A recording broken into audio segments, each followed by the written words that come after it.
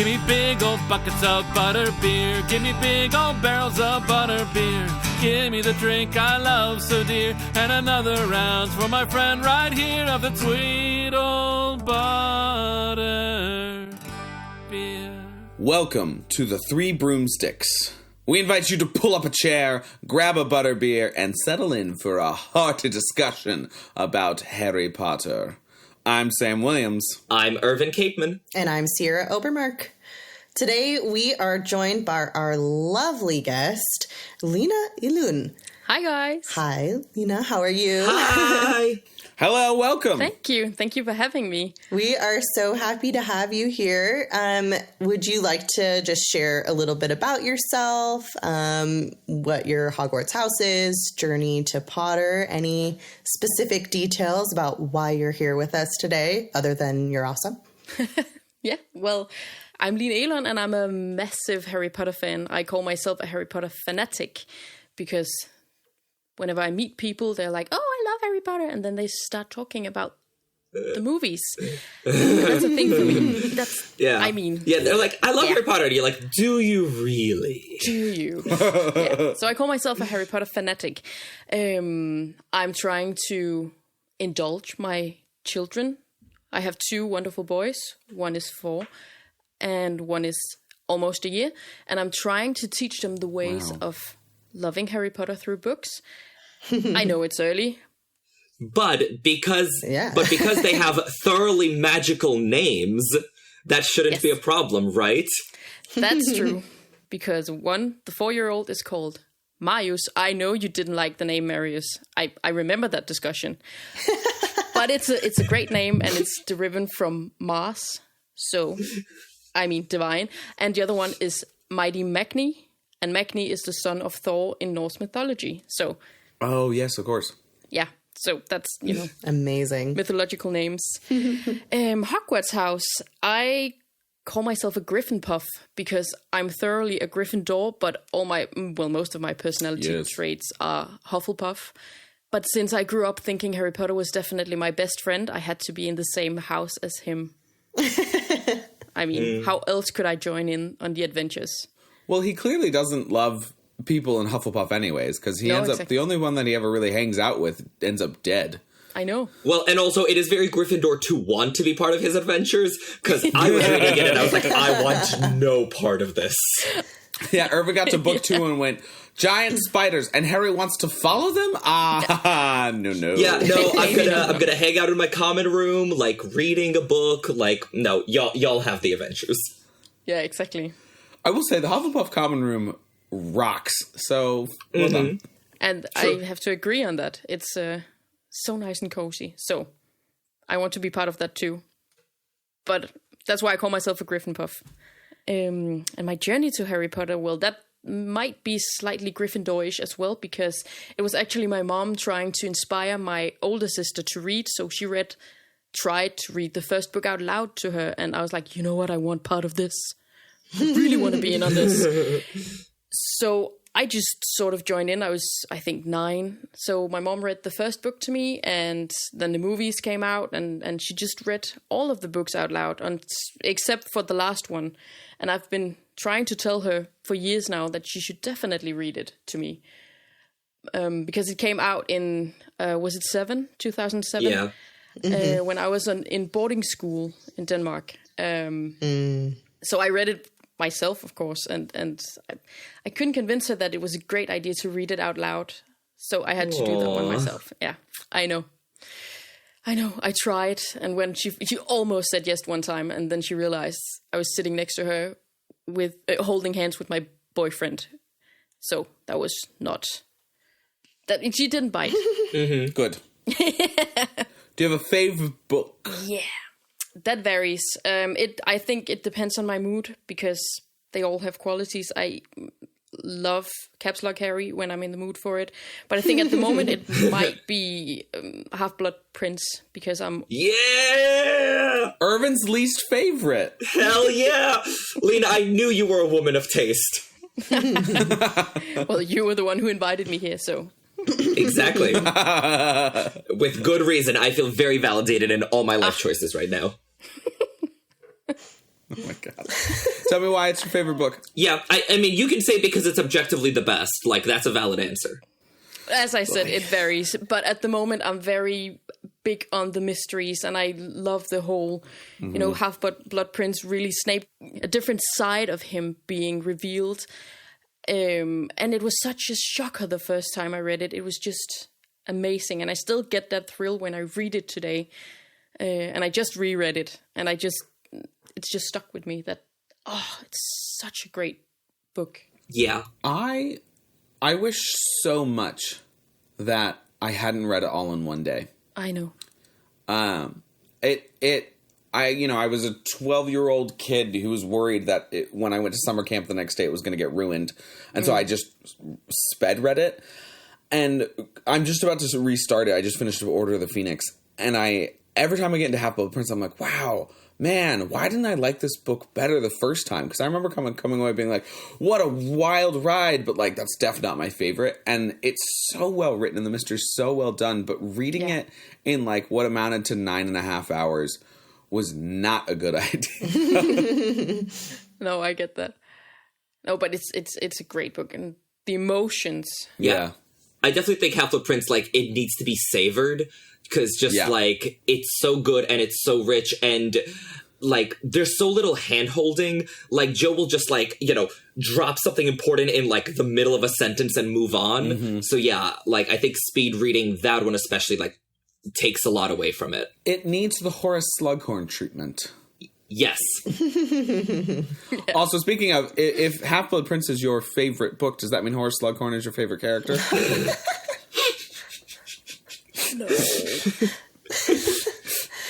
No? No. Tell me, who's your favorite character? My favorite character is Nymphadora Tonks. Always have been. What a great choice.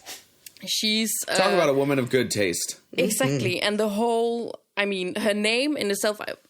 I'm a classical archaeologist, so whenever there's Latin or Greek derivative names, I'm in. I'm all for it. And Nymphadora Tonks, her name is, gift of the nymphs, which makes sense because she can alter her looks. But she doesn't love her name. Actually, she hates her name. And I don't take it, I've never taken it as her hating her gift, but more, her hating what comes with when people find out that she can change her looks, then she should look like this or that. And she hates that part of her gift. Because throughout all of that, she stays the same. She only changes her hair or on occasion her nose. I mean. Yeah. But she's such a brilliant character. She's a power woman, still feminine, but still, awesome. She rocks pink hair. She rocks purple hair, long hair, short hair. Doesn't matter. She's still the same. Love it. So what I'm hearing, first of all, is that when we do our Indiana Jones crossover, Indiana Jones Harry Potter crossover episode, we'll have you on so that you can tell us all the different things that Indiana doesn't do well as an archaeologist. Absolutely. Lovely. That would be such a good episode. In the schedule. Yes. Do it. And then the other thing that I'm hearing is that you are not like Aunt Petunia, who's given the choice between being offended by Mad-Eye Moody's eye or Tonks's pink hair, you would not be offended by Tonks's pink hair the most. Oh, definitely not. I dye my hair regularly. Although, I believe Tonks does do one full body transformation in Order, does she not? When yes, they go on the that's night true. box, she does. She looks completely like the old woman, yeah. I mean, that's a disguise, right? So that makes sense. Yeah. It's for the job. Yeah. And then the pig nose. The pig nose, and she does a beak thing as well. And oh, yeah. I honestly like how they portrayed that in the movie, gotta say. Yeah. Oh, yeah. Yeah. She's wonderful. And also, that actress is in Game of Thrones. Mm-hmm. And makes awesome music. She did a fantastic job then. Yeah. Oh, does she? Yeah. She should make some Wizard Rock so we can play it on the podcast. Good point. Yes. Whoever is friends with Natalia Tena, let her know. We have requests. Please. Thank you. Yeah.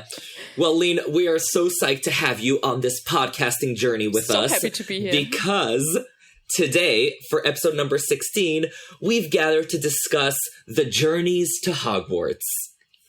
I feel like it's about that time of year where, all the teenagers are getting on the Hogwarts Express and going off to a new semester at school. So we thought we'd talk all about how Harry and his friends get there. If you'd like to do a bit of reading beforehand, there's a very old essay I can recommend to you. There was a columnist at MuggleNet many, many moons ago called Brandon Ford, who is brilliant. I absolutely love his works. So he was writing when there were only 5 books out, and he wrote an essay about sort of the rubric that all the books follow, sort of the patterns that we can expect to see. Mm-hmm. And so that article is The Underground Lake number 19, The Official Reader's Guide to Harry Potter and the Half-Blood Prince. And the reason we recommend that is that it shows that the journey to Hogwarts is an essential part of the story structure of these books. So give that a read. We will be talking about all of Brandon's insights later on. And yeah, wherever Brandon is, if he's listening, I just want him to know that I'm a big fan. Let us offer a toast to the comments on episode 13. This episode was titled The Ones with Drills in It, and its topic was Order of the Phoenix, Chapter 3.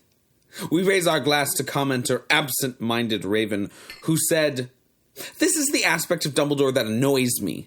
Why does he want to obscure the fact that Dumbledore is writing Petunia and that he's the author of The Howler from Harry? Harry already knows Dumbledore insists on him staying there, so why is it a big secret that Dumbledore has communicated with Petunia?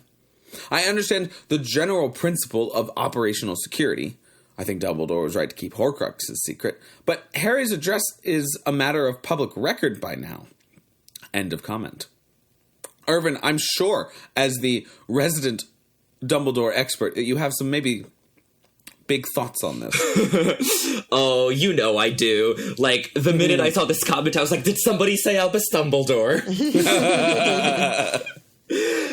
No, this was a fantastic comment, and we definitely had a really good discussion about it in the comments, so I recommend our listeners go and read it all. But basically, the gist of it is that Dumbledore shows a lot of deference in protecting other people's secrets. I think part of it is because he has a lot of secrets of his own that he would very much like to keep, but it's also part of how he, wins the confidence of people is he keeps their secrets. So even when it is not in his own interest, he will do so. Sort of think how he wouldn't tell Harry about Snape's true motivations. Like, even though, that would have solved so many problems. Like, if he just told Harry, listen, I know Snape's a good guy because he had the hots for your mother. I promise. Could have saved us all so much grief. But he doesn't do that. He keeps Snape's secrets, and here he keeps Petunia's secrets. Yeah. Petunia does not want to share her past with Harry or Dudley or, just about anyone. And because Dumbledore has imposed a lot on Petunia, we've been talking a lot about the Dursleys in our chapter revisits and how, they suck, but also, foisting a 1-year-old on an unsuspecting family, is a lot to ask. So I think in light of that, and especially in light of the fact that her family was just attacked by Dementors, Dumbledore's like, let's not antagonize Petunia any further by revealing all her secrets. So I think it makes a lot of sense that Dumbledore went to great lengths to sort of keep that secret for Petunia. No, we'll just antagonize her by sending a screaming and exploding letter. Mm-hmm. I mean, that's part of doing business. One of the biggest secrets that I think Dumbledore is hiding in this moment is the fact that he left a baby in a London suburb on the, footstep of the door for 6 hours. Mm-hmm.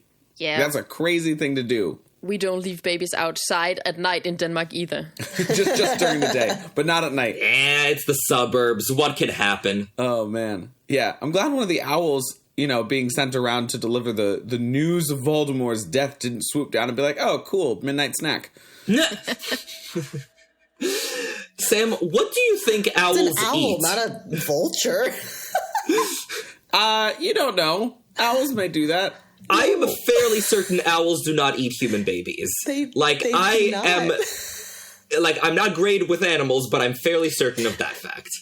I feel like if Athena was like, you know what, you should go eat this baby, that an owl would go and do it for her.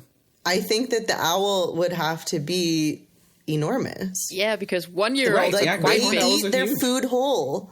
They eat their food That's whole, true. and then they digest it. So it would have to be big enough to fit a human baby in its beak. Yeah. Yeah, they don't Well, dislocate the jaw like snakes do. Exactly. Yeah. So Sam, I don't know where you're finding this kaiju owl, but I don't think there's much risk. Like, listen, I'm just doing a crossover episode of Animorphs and Harry Potter right here. Oh gosh, I think we've gotten Sam addicted to crossovers. Yes. Oh my god. I know, I did We one did- 3-hour we did episode one about Percy episode. Jackson. It was 3 hours. It was a long episode. They're all 3 hours. Right? Like, Sam, when are we going to have our first short episode? You just did a I 2.5 thought it was hour gonna be episode on this Half-Blood one. Prince, so... Well, fine, Sierra, let's move on. Thank you, Absent-Minded Raven, for the comment. Go check out the discussion, y'all, in episode 13. Now let's get to the main and very juicy discussion that is chocolate and children. Okay, sure. On that nonsensical note. So let's do a quick recap of the journeys to Hogwarts so we can talk, the logistics of it all, and then we'll get into the cool patterns and stuff. So, the way Harry gets to Hogwarts. He takes the Hogwarts Express every year, except year 2, when there's a flying Ford Anglia in the picture. And, of course, in year 7, where the Hogwarts Express leaves, but without him. Sad. So, after he takes the Hogwarts Express, then there's a lot more variety in how he gets, sort of the last, 500 feet. So, in year 1, there are boats. In years 3 and 4, there are invisibly drawn carriages. Ooh. In year 5, it turns out the carriages are not invisibly drawn. They are drawn by thestrals, which is creepy for Harry. Then in year 6, Harry gets a personal escort from one Severus Snape, which I think is an even worse arrival than when he got walloped by the Whomping Willow. Yeah. Well, but then he had to come across Snape then, too. So arguments true. can be made. It's a ring! Wow. Oh my god. So yeah, that is how our boy gets to Hogwarts. And then in year 7, he's like 8 months delayed, but he does finally get there through a portrait in a pub. Mm-hmm. What's up, dead sis? Mm-hmm. So, my headcanon on this is that, you know how the first year students arrive on the boats? Yeah. My headcanon is that 7th years after graduation take the boats back to the station, and it's like an actual full circle. I love that so much. Yeah. Brilliant. I like that a lot. I think that would be, if I was going there, I would enjoy that greatly. Yes. Right? Mm-hmm. That'd be Absolutely. Again, going full circle. That would be amazing. sweet. Although this time, it's a little bit like Squid Games, where one person gets eaten by the giant squid, and that's how they keep it tame. Why can't we just have a nice moment? Yes. Because Honest. I'm a me. Sam, it's why we can't have nice things. That went dark so fast. Don't worry, it's Colin Creevy the year that Hermione and... Oh no, he's dead already. Damn. Oh my God. Sam, you're fired. No, I already got pretend fired on a low more by Cat one time. That was enough to scar me. No, you're not. You're just shadow banned. You're just muted for the next 20 minutes. I come up too quickly in the dock to let that happen. Y'all gonna have the next 30 seconds and go. Yeah, Sam's like, fine, I'll get a cup of coffee and wake up. So, now that we have the outline, let's talk about the logistics of how one gets 1,000 students from all over the British Isles to Hogwarts. So, all of them pretty much congregate in London, right? And then take a very, very long train ride up to the Scottish Highlands, which, like, I guess makes sense, right? Because London is, like, by far the major population center, in the country. I mean, maybe. It's definitely for jobs, but, like, they could live all over and just apparate into London. Yeah. I've read some things that are kind of like, well, why, some of these people are coming from northern Scotland and in the Highlands. And then they have to go all the way down to London just to go all the way back up. I'm sure some students are living in Hogsmeade.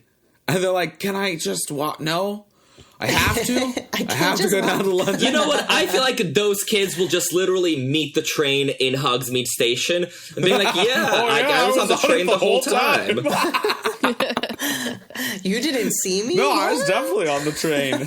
I mean, we never see anyone take attendance on the train or anything. This is true. I mean, they clearly don't, because no one notices that Ron and Harry aren't on it, except for Hermione, until they get there. That's what I'm saying. The trolley lady knows all. If some of the students just wanted to like meet the train in Hogsmeade, and like their parents would be like, yeah, we're gonna apparate you to the train station, like never you mind. I mean, it isn't difficult. Yeah, I was thinking, could there be like gathering points, or you can use specific port keys from this gathering point and then into Hogsmeade, or you can use the Flu network, but you have to, gather at some place before entering Hogwarts. The 3 broomsticks. Hogwarts, or the grounds, Kind of like the Quidditch World Cup, where they, try to gather people together. Yeah, that would make sense to me. I feel like there has to be a way to help ensure that that the students are getting to the train. I mean, I know it's a busy station, but there's no way that, Muggles aren't noticing hundreds of people with owls and trunks and all sorts of odd things, because they even look at Harry strangely. So there has to be other ways to get there, be it by port key or the Flu network or something. Sierra, that's because Harry is always running late at the last minute. I think you're supposed to stagger the arrivals. If, you see a kid with an owl at 8 a.m. and then one at like 8:40 a.m. It's just that Harry is literally always sprinting through the barrier at like 10:58. Which would do the same thing, so not judging, but... Irvin, if they have 1,000 students and half of them, even a quarter of them have owls, right? That's 250 students to 500 students have owls. And you're spacing out 40 minutes between owl sightings. You're going to have people whose stagger time is like 2.5 weeks before the train takes off. Okay, Sam, first of all, we don't know that there are 1,000 students. There could be 300 students. We're not getting into the math. No. Joe said on, I don't know, is it Exter now? But she said on Twitter that there is around 1,000 students. And she said on her website. And I don't care that she said that, because she's terrible at math. This is facts. Oh my God. There's only 5 people in a dorm, and... Yeah, unless Harry's year is literally 4 times smaller than any other year at Hogwarts, that doesn't add up. To be fair. I have explained this so well. Voldemort is at the height of his power, so everyone is going, stop having babies, we don't know, this is a dangerous time, and that's why Harry's year and the years around him are a little smaller. And then the dormitories are but like 50 boys. But it's not a little smaller, it is literally a factor of 4. Yeah, yep. I mean, You're right. also... It is a factor of 4. Just think about how many people were fighting him and died, and they would have had children, probably, had they survived. But think of how many people rushed into marriage and babies because of the war. Like Tonks and Lupin, like Molly and Arthur. Yeah, but James... If it weren't for the Voldemort War, Molly and Arthur wouldn't have had so many kids so quickly, and then we'd have 7 fewer students at Hogwarts. Yeah, but James and Lily were very, very young, 21. and only managed to have 1 1-year-old. So think of all the people that graduated around the same time as them, a couple years before, a couple years after, all got hitched right away, and then potentially had kids, but they died, but maybe their kids died too. I mean, or maybe they got scared. Or maybe they didn't get there yet, or, whatever. I think that that's a valid reason, but you would expect that towards the end of Harry's Hogwarts career, the group of new first years would be getting larger. But there's no real mention. Are we completely dismissing the idea that there are, background students that we don't hear about? Mm-hmm. Yes. I've read a wonderful comic, My Life as a Background Gryffindor. I didn't notice. Yeah. I mean, I love those. yes. Lean, we're dismissing it because of the class list that Joe showed, where she specifically intends 40 students to be in Harry's year, 5 boys, 5 girls in each dorm. Mm-hmm. Yeah, you're right. Yeah, I think also though, there's a whole issue around, and this is an entirely different episode, but magical contraceptives and just they don't exist at the moment. What do you mean they don't exist? Fetus deletus. We've got. Oh my god. Sorry. I mean, definitely the Weasleys. I mean, Arthur doesn't know anything about Muggle stuff, so he probably looked at any sort of Muggle contraceptives and was like, "This is for your mittens, like it's a snow protection over your gloves." But yeah, I think there's magical contraceptives is a thing that maybe not everybody uses. Who knows? They seem purists about lots of different things. Maybe they're like that about sexual intercourse. And also, I think that if Joe hadn't actually published the list of like 40 students only, I would have, my major theory around it is that when you have major wars, people have less of a tendency to raise their children to be the brave fighting type in Gryffindor. So we're just seeing a lot fewer students in Gryffindor because the pendulum swing of society has swung more towards the Hufflepuff side of things. So Hufflepuff is just fit to burst while Gryffindor is dying for students. That's an interesting theory. That is. Yeah, I like that. Much. Okay, should we get back to the logistics what's of it we're talking about? Getting however many students to Hogwarts, be it 300 or 1,000. However many students. So another thing that, going back to kind of how we mentioned, like, you know, anybody who potentially lives in Hogsmeade, this is a little side note, but Hogwarts itself, people aren't really supposed, like, the general public isn't really supposed to know where exactly it is. I mean, unless you have attended or you're invited there or you take the train or whatever. But it seems like Hogsmeade would be a pretty like open secret, I guess. And so people would be able to get to Hogsmeade. And if it's only a quick walk to Hogwarts, like, is there a protection that if you don't know that Hogwarts is there, like say you're visiting from another country and you don't know the exact location of Hogwarts, is there a protection where you could visit Hogsmeade and not even know that the school is right nearby?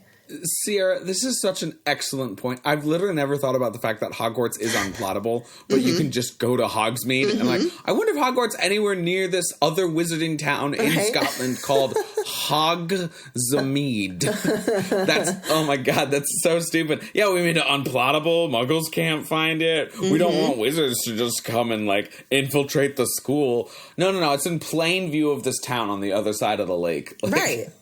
And like, I mean, so stupid. So I'm just thinking like, there has to be something. I mean, obviously, because we see everything from the point of view of somebody who is brought into that, you know, whatever potential enchantments and everything and can see it because he knows it's there.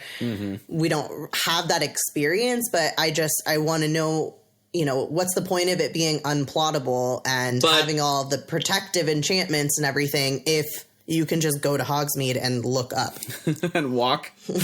Sorry. Point of clarity. Is it stated that Hogwarts is unplottable? Yes. Hermione talks about it in Goblet of Fire, actually in the chapter that they journey to Hogwarts, because when they're talking about Durmstrang. And they say that... like, where is it? They say that Durmstrang is unplottable. I don't think she says that Hogwarts is. She says just like Hogwarts. Hold on. I will let you know in just a moment. It's bewitched. Let's see. If a muggle looks at it, all they see is moldering old ruin. It just says Hogwarts is hidden. Oh. Yeah. So it says nobody knows where Durmstrang is. They like to conceal their whereabouts so no one can steal their secrets. And then Ron says, are you going to hide a great big castle? And Hermione says, Hogwarts is hidden. Everyone knows that. Well, everyone who's read Hogwarts a History anyway. Just you then. Exactly. So she says, it's bewitched. If a muggle looks at it, all they see is a moldering old ruin with a sign of the entrance saying, danger, do not enter, unsafe. Unsafe. So that would not keep me out. So then I guess technically, yeah, you would be right then. Hogwarts isn't necessarily unplottable or hidden to the wizarding community. It's just to muggles. But it sounds like Durmstrang and Beauxbaton have other enchantments in place to protect them from wizard kind as well, which is interesting. Yes. It also sounds like it would be fairly easy to put, enchantments on an entire area like Hogsmeade, because in the Deathly Hallows we have that curfew cat siren thingy going off, right? Which is a new thing. So it sounds like it would be fairly easy to place enchantments on an entire. Can you imagine missing the town hall meeting about making it unplottable, and you're like, you're working late at the Ministry of Magic, and you go to apparate into Hogsmeade, and you can't anymore, and you're like, I don't even know where it is. Where do I live? How do I you put your home address in Google Maps. You're like, what's the fastest way home? And Google Maps is like, nope, we've no idea what you're talking about. No, wizarding Google Maps. Whoa. Every time you get close to your house, you're like, oh, I have an important meeting elsewhere. Oh my God. They just forget to magic you in as the landowner. No. I also wonder, in London, how many, because there's so much Muggle illiteracy, how many Hogwarts students and families are across the street at the other station? What is it, St. Pancras or something? And they're just like, why can't I go through? There's just so many magical law enforcement people obliviating Muggles because wait, no, it's not St. Pancras. People don't know which train station. It's Euston Station. Oh, it is? Mm-hmm. Yeah, I think King's Cross St. Pancras is the same one, and then Euston is the other one. Oh, that's right, yeah. But I actually think they probably set up a lot of portkeys to London. Yeah. Mm-hmm. Right? Because all the people we see, they're like staying like, near London or whatever. But if someone, if there's a wizarding family living in like York, like they're not going to be like, hey, all you 6 wizard families in York, you all have to like get down to London. Like, it's either going to be a hell of a magical carpool, or they just set up a portkey from York into King's Cross. And at that point, they could probably set up the portkey right into the platform, so then you don't have the hundreds of people going through the Muggle station. That would be smart. That's what I've assumed, is that all these like portkeys or Flu Network or anything, it goes straight onto the platform. So not everybody has to mess around with going through the wall. Yeah. A Muggle accidentally falls through 9 3/4. It gets onto the other side and is like, why did they put so many fireplaces in this train station? That's the weird thing to you? Not the troll next to me? Oh, that would be amazing. Like, just imagine a Muggle, like, falling in. Oh, gosh. There has to be something to prevent that. But I don't know how that would work, though, because how would it know if they're just, like, a parent of a Muggle-born student? I think it would have to be a person doing the job. Like, they literally have, like, ministry security people, like, standing by the entrance, and whoever is like, whoa, what the hell is this? They'll be like, sir, do you have a child boarding the train? They're like, child? No. What? Is this platform 11? Obliviate! Yeah. Yes. Oh, my gosh. So funny. What do you think is most plausible? That they just all meet at platform 9 3/4, and then it's sort of, a ritual, or just a way of people meeting and gathering before going into Hogwarts, that everyone meet up at platform 9 3/4, or that you could enter Hogwarts, or at least meet up at Hogsmeade? It feels like it's a rite of passage, that it is something that's required by the school to me. And in my Harry Potter fan fiction, which you can read on Patreon, that's a new thing for Irvin to know, but I'm going to put it up there so you all can read it. They all have to go, and it's actually a free house elf who is the conductor. Aww. I like that. Mm-hmm. Cute.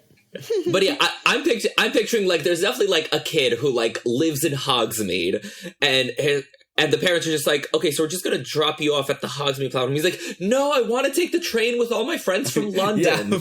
Please, come on, I haven't seen them in 2 months. I mean, honestly, though. Lord knows I would. That's 100% even if what it I would was do more as a kid. convenient, I'd be like, I want to go hang out with my friends for 8 hours before going all together, and I don't know. Yeah. I think it would be nice. For the great feast. It's the only time they can be completely unsupervised together. Yeah. Yeah. Except for the trolley lady, who will stab them with nails. No. Apparently. Oh, for fuck's sake. I will always bring this up every time we talk about the journey from London to Hogwarts, but the Hogwarts Express ride in Universal in Florida, when you take the train from either way, in either direction, it goes right by Malfoy Manor. Like, you can see into their dining room. And so if I'm taking that as canon as I say this, imagine being the Malfoys and you're like, Merlin's left testicle. We have to go to this Muggle city, blend in with Muggles, and send Draco on the train just to wave at him from the dining room as he gorges himself on the chocolate frogs. That would suck if you were the Malfoys.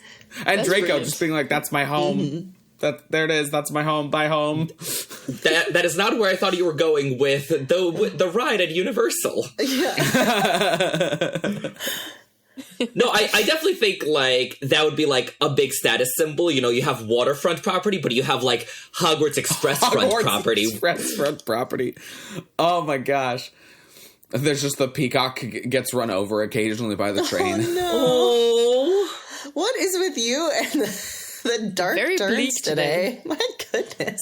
What are you talking about? 3 episodes, I don't know, however long you guys did Half-Blood Prince. I made a deadly serious joke about Dead Sirius. I'm always like this. Yeah, but that's funny. That's a pun. We like puns. That's the lowest form of comedy. Death to peacocks is the highest.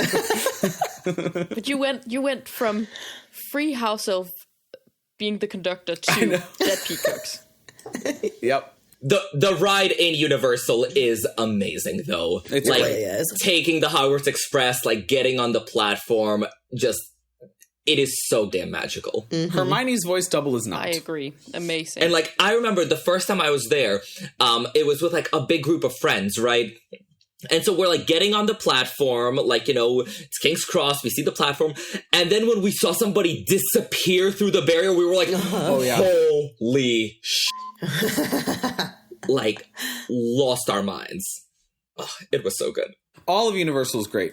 Go there, people. And also, Universal, pay us money so that we can have the podcast open.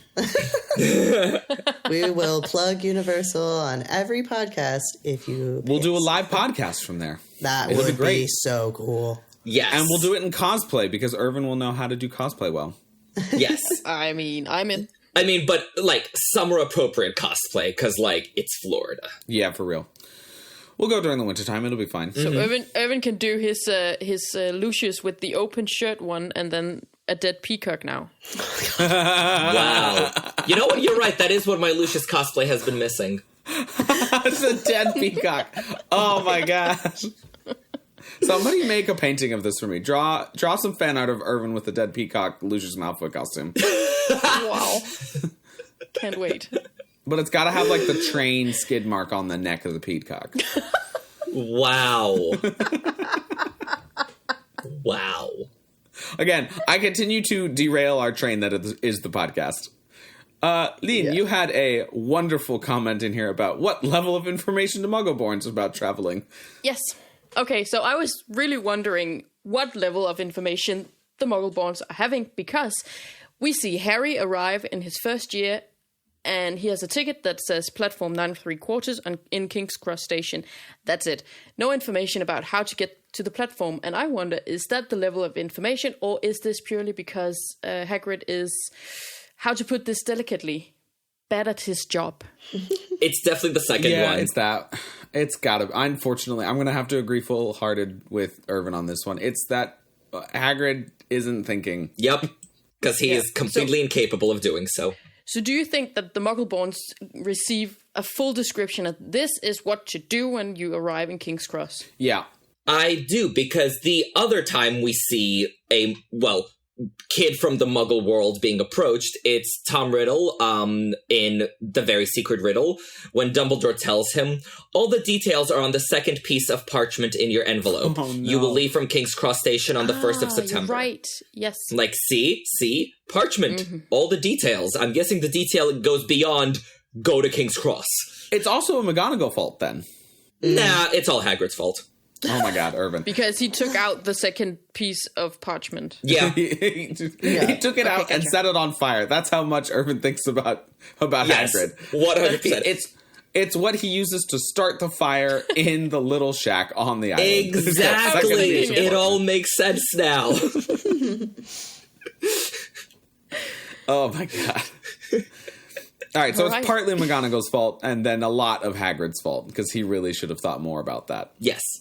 To be just only slightly fair to Hagrid in this instance, he thinks that Harry knows a lot more about the wizarding world than he does, and he has to consistently remind himself that Harry knows nothing.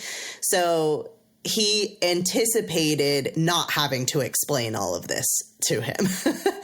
But that's complete nonsense. Like, even if Harry knew that there are wizards and witches and, like, his parents and all that, how would he know that you have to lean through the barrier? Petunia knows. Yeah, and it was supposed to be on the second page of parchment, which isn't there. Yeah. Wait, so then part of this is Petunia's fault. Yes, it is. Right? That's also because very true. The Dursleys are just being unpleasant, and they're like, "Oh, how are you going to get on that platform?" He. And Literally, but Petunia knows. Yes, they drive away laughing at him, and she knows the entire time how exactly to do it. I actually am now reversing course against Irvin's wave of Hagrid hatred, and I'm going, it's fully Petunia's fault.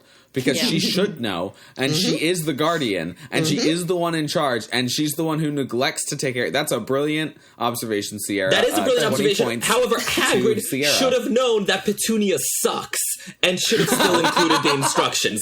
So it is still mostly Hagrid's fault. Hagrid thinks better of people. I'm going to take 5 points away from Hufflepuff for that. That's illogical thinking, Irvin. That is completely logical. I still can't let that parchment go. I mean, it sounds like there was a procedure in place 50 years prior to this incident where they had a second piece of parchment, which is now gone, and that must be a McGonagall fault. I'm sorry. Well, but Hermione makes it, so. Well, but I think they, those house visits happen, right? This is the house visit. It's Hagrid doing it for whatever reason. And so that's partly a Dumbledore fault for sending Hagrid in the first place. Yes, that's true.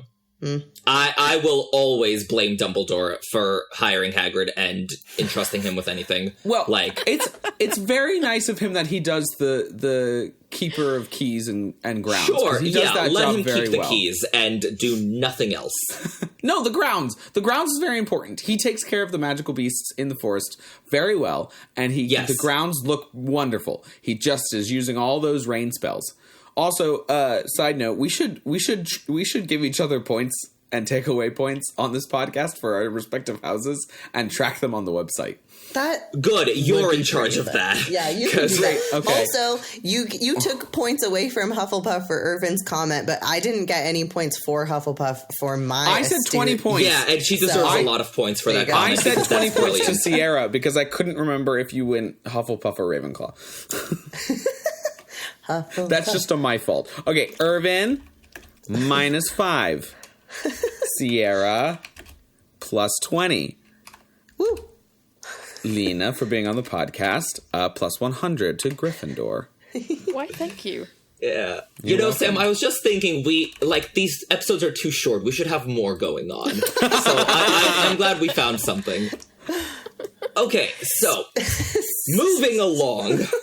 10 points to me for trying to get this conversation back on track. No, I'm in charge of that. You get no points now. -600 points. Well, Sam, guess what? Gryffindor loses 1,000 points for going on an adventure. So there. I'm the anti-Dumbledore I take right this now. back. We should probably not do this. We should probably not do the point system because it's only going to escalate. All right. Well, okay. It was a good short-lived endeavor. The point systems will live permanently on the webpage. Okay. Once the students get to Hogwarts, so they have somehow gotten on the train, assuming Hagrid wasn't involved. They've taken the train. I want to talk about the fact that the first years are sent in on the boats instead of the carriages or whatnot.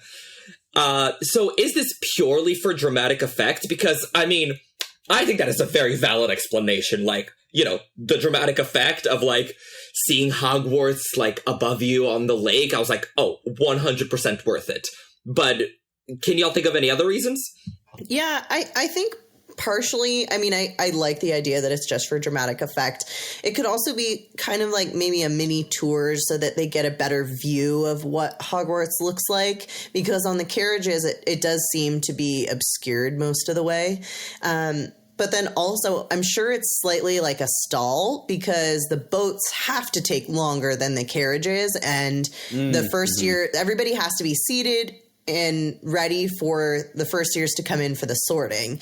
So I guess my further question on that is just like, how much longer does it take? Because they also wait in the classroom for a little bit, at least that year. But I think the year that there's like the torrential rain. Yeah. And what is it? Dennis Creevy is soaked or something like that. I can't remember exactly, but it falls in. They all come in like soaking wet and everything. And so, but I think that they like walk in basically straight off the boat. So clearly the weather took a little bit more time to get there. No, because in fourth year, Dennis fell into the lake and had to be rescued by the giant squid. So I think the whole getting everyone not just across the lake but out of the lake added the extra time. Okay, so they fair. didn't have to stall any further. That was just the giant squid selecting Dennis as its 7th year meal. Oh my God. It's a tradition as well. I really like the idea that they go in reverse for when they're doing 7th year. So they do the boats on the way there and the boats on the way back. I think the stall thing is really important, right? It's got to take longer than everybody else so that the first years aren't just like totally waiting around a ton for everybody to sit down for the sorting ceremony, which is late. Like you get there like 8 o'clock at night and then you have to wait for, ostensibly over 100 students in order to make the 1,000 students work. To get sorted. And that's like, sometimes they can take up to 5 minutes. Because once you get past 5 minutes, it's called a hat stall, per the auxiliary information. And like, but I think it's also to get like the gorgeous view of Hogwarts. That's the way that the book and the movie makes it feel, is like when you round the corner and you see this gorgeous castle, it's supposed to be a high impact moment. And I think that's a really, really neat thing. Which it is. Even in the movie, like that is a beautiful moment. Bam, bam, bam, bam, bam, bam, bam. We're sued. Sorry, John Williams, don't kill us. I agree that it's tradition based, but I've always thought, as you said, Sierra, that it would have been an ideal tour to give some information, general information about Hogwarts, or this is what you definitely should know. The staircases move and stay away from Peeves or whatever. Don't or feed the giant squid as not to become its 7th year prey. I don't know. But it doesn't sound like, from Harry's perspective, that we get any sort of... maybe he's just not listening again. Well, but there's I no think Hermione's giving Hermione's giving the background. Yeah. she's boring everybody in her boat to tears with all of her Most information. likely, yeah. But also, like, I don't think they'd be a very receptive audience to information right now. Like, it's a lot of sensory overload. Like, you're seeing Hogwarts for the first time. You're awed. Also, you're tired. You might be soaking wet. You're very hungry, which we'll get to in a moment. Like, I don't think if you, like, started telling them the rules and regulations at this time, they would really take any of that in. No. Also, I don't think Hagrid's the right person to deliver that information. Well, obviously. I think when I talk about like a tour, I'm more thinking like just a visual like overview of like, because when you're taking the carriages, it seems to go, through hills and forests a little bit more. You're not really seeing the castle at all. So when you're out on the lake, you can see the whole grounds, you can see the whole castle, you can see what you're coming up to. And so I think it's more just that. So on your left is the Whomping Willow that can kill you. On your right are the greenhouses. The plants in there can kill you. Up ahead is the Forbidden Forest. Everything in there will kill you. The highest tower is the Astronomy Tower. Fall from that and you will be killed. I need a Jungle Cruise type ride where you're going. Oh my god! Oh my yes! god, Sierra, that's so brilliant. Oh, That 10 is points to genius. Hufflepuff. My god. Oh my god! I have never needed anything more in my life. Sierra, I need you to record it for our Okay. TikTok. I'm so glad that there is not a. You know how there are water spiders, unfortunately. No, why would you say those words? I'm so grateful that there's not an acromantula water spider combination. Can you imagine being a first year on the boat and being like, oh yeah, sometimes the water spiders come out. You just look over and, and suddenly you're devoured. Sam, take a timeout. Sam is on 10 cooldown points again. from Sam for that comment. Not from your house, just from you. Exactly. 10 hairs just fell off my head, Sierra. Don't do that again. Fine. Let's talk about food. I love food. So, there is so much that I question. Like, what are they eating aboard the train? So the train is at 11 a.m., right? Mm-hmm. They arrive in Scotland well after it's dark. Like, because it gets dark while they're still on the train. Mm-hmm. So sunset is around 8 o'clock in Scotland at this time. Well, in Edinburgh, anyway. So they are on this train like 11 a.m. until at least 8 p.m. So at least 9 hours on this train. And probably longer. That is a long time. Yeah. That was a very long time. First of all, no wonder Ron is always starving when he gets to the welcome feast. Like, I would be too at that point. Damn. But Ron has lunch. He could just eat it. So, but like, actually, what are they supposed to eat? Like, what do they do for lunch? Because it seems like the trolley only has candy. Mm-hmm. In Half-Blood Prince, Ron mentions a lunch trolley coming around, but Slughorn also says that the trolley's lunch is heavy on licorice wands. So, like, is the candy trolley the quote-unquote lunch trolley, and they're just all expected to have chocolate for lunch? Yes. Yeah, so I did a little, like, deep dive into what the trolleys were all, like, called and what they bought off of them and whatnot. So, year one... Obviously, like, the Dursleys aren't going to pack Harry lunch because they don't care. So he has to rely on the trolley. And he buys some of everything, but everything that is listed is basically candy. Yeah. It's some sort of, like, chocolate, sweets, pie, whatever. Then... Year two, obviously, they're in the car, but they only eat toffee because that's what's in the glove compartment. Then year three, they have cauldron cakes from the food cart. They call it a food cart that year. And my question is, potentially cauldron cakes are like pies where there's like maybe savory versions as well. That's the only thing that I could kind of think of, but I thought they were just chocolate. So did I. Year four. Yeah, they're just sweets for sure. Yeah, year four, they mention the lunch trolley again, but Harry also only buys cauldron cakes. Also, sorry, just to add to the earlier point, in the Wizarding World of Harry Potter down in Universal, cauldron cake is literally just a chilled chocolate cake with frosting. Yeah. So, yeah. Yeah. And yeah, so he gets cauldron cakes again. Then year five, they mention the food trolley, but they only buy pumpkin pasties and chocolate frogs. The only counterpoint that I have to this is possibly the trolley does have real food, but it's kids on their own with money for a road trip mentality, and therefore they're only going to buy candy. I mean, yes, that makes sense. Like, yes. I realized as I was making this point, like, wow, I've gotten old. I was like, what are the children eating? They can't eat candy for lunch. Well, okay, so I have several points about this. First of all, I'm always surprised at how much teenagers, like, real-life teenagers, as I am a high school teacher, will throw out, like, good food, like, food that they won't vomit. And like, it just seems displeasing or isn't even the right vibe. Like, maybe they like it, but they just don't want it, so they throw it out. And then And then the complaint about being hungry. Like, this is the most Phineas Nigellus Black I'll get. Like, I'm very pro not listening to adolescent agonizing when they do foolish things like throw away sandwiches, eat tons of candy, and then complain about a stomach ache. Like, I'm just not there for that. Like, I support children in many ways, but when you're an idiot like that, I'm not there. Yeah, my brother, putting him on blast right now, but he would do that growing up. Like, all through school, he would like eat what he wanted out of his lunch, and then if he didn't want it, he'd just throw it away. And then he'd come home and be like, I'm so hungry. And we're like, well, did you eat your lunch? And he'd be like, yeah, I totally. And we're like, did you though? And he'd be like, no, I threw it out. And we're like, okay, at least like bring it home because someone will eat it. Yeah. Oh my gosh. Well, and so then to your point, Irvin, about being, concerned for children eating candy for lunch, I feel like wizard dentistry has got to be really easy. It's just like a flick of the wrist, a little twist, and that's a tooth fully healed, my boy.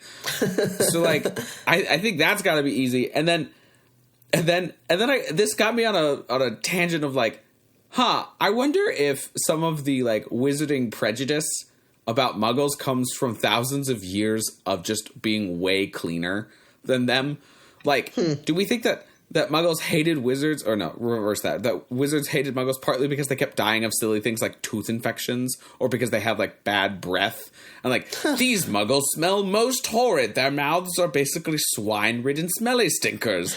Don't kiss a Muggle, Agatha, you'll catch garbage mouth. Like, and also, how many fake diseases do you think the Death Eaters make up, like, to freak out wizard folks? And like, that feels like the real way to win the wizarding versus Muggle war at that point. Like, we've seen how it works today. All they need is Voldemort to get a writer on the Prophet and someone on the radio to spread lies, aka alt facts and misinformation about Muggles, so that when Neville Longbottom goes on the Hogwarts Express and is looking for Trevor and he sees Harry, he like runs away because he's like, oh no, Harry's grown up with Muggles. He carries a disease to take away my magic, which I already kind of don't have.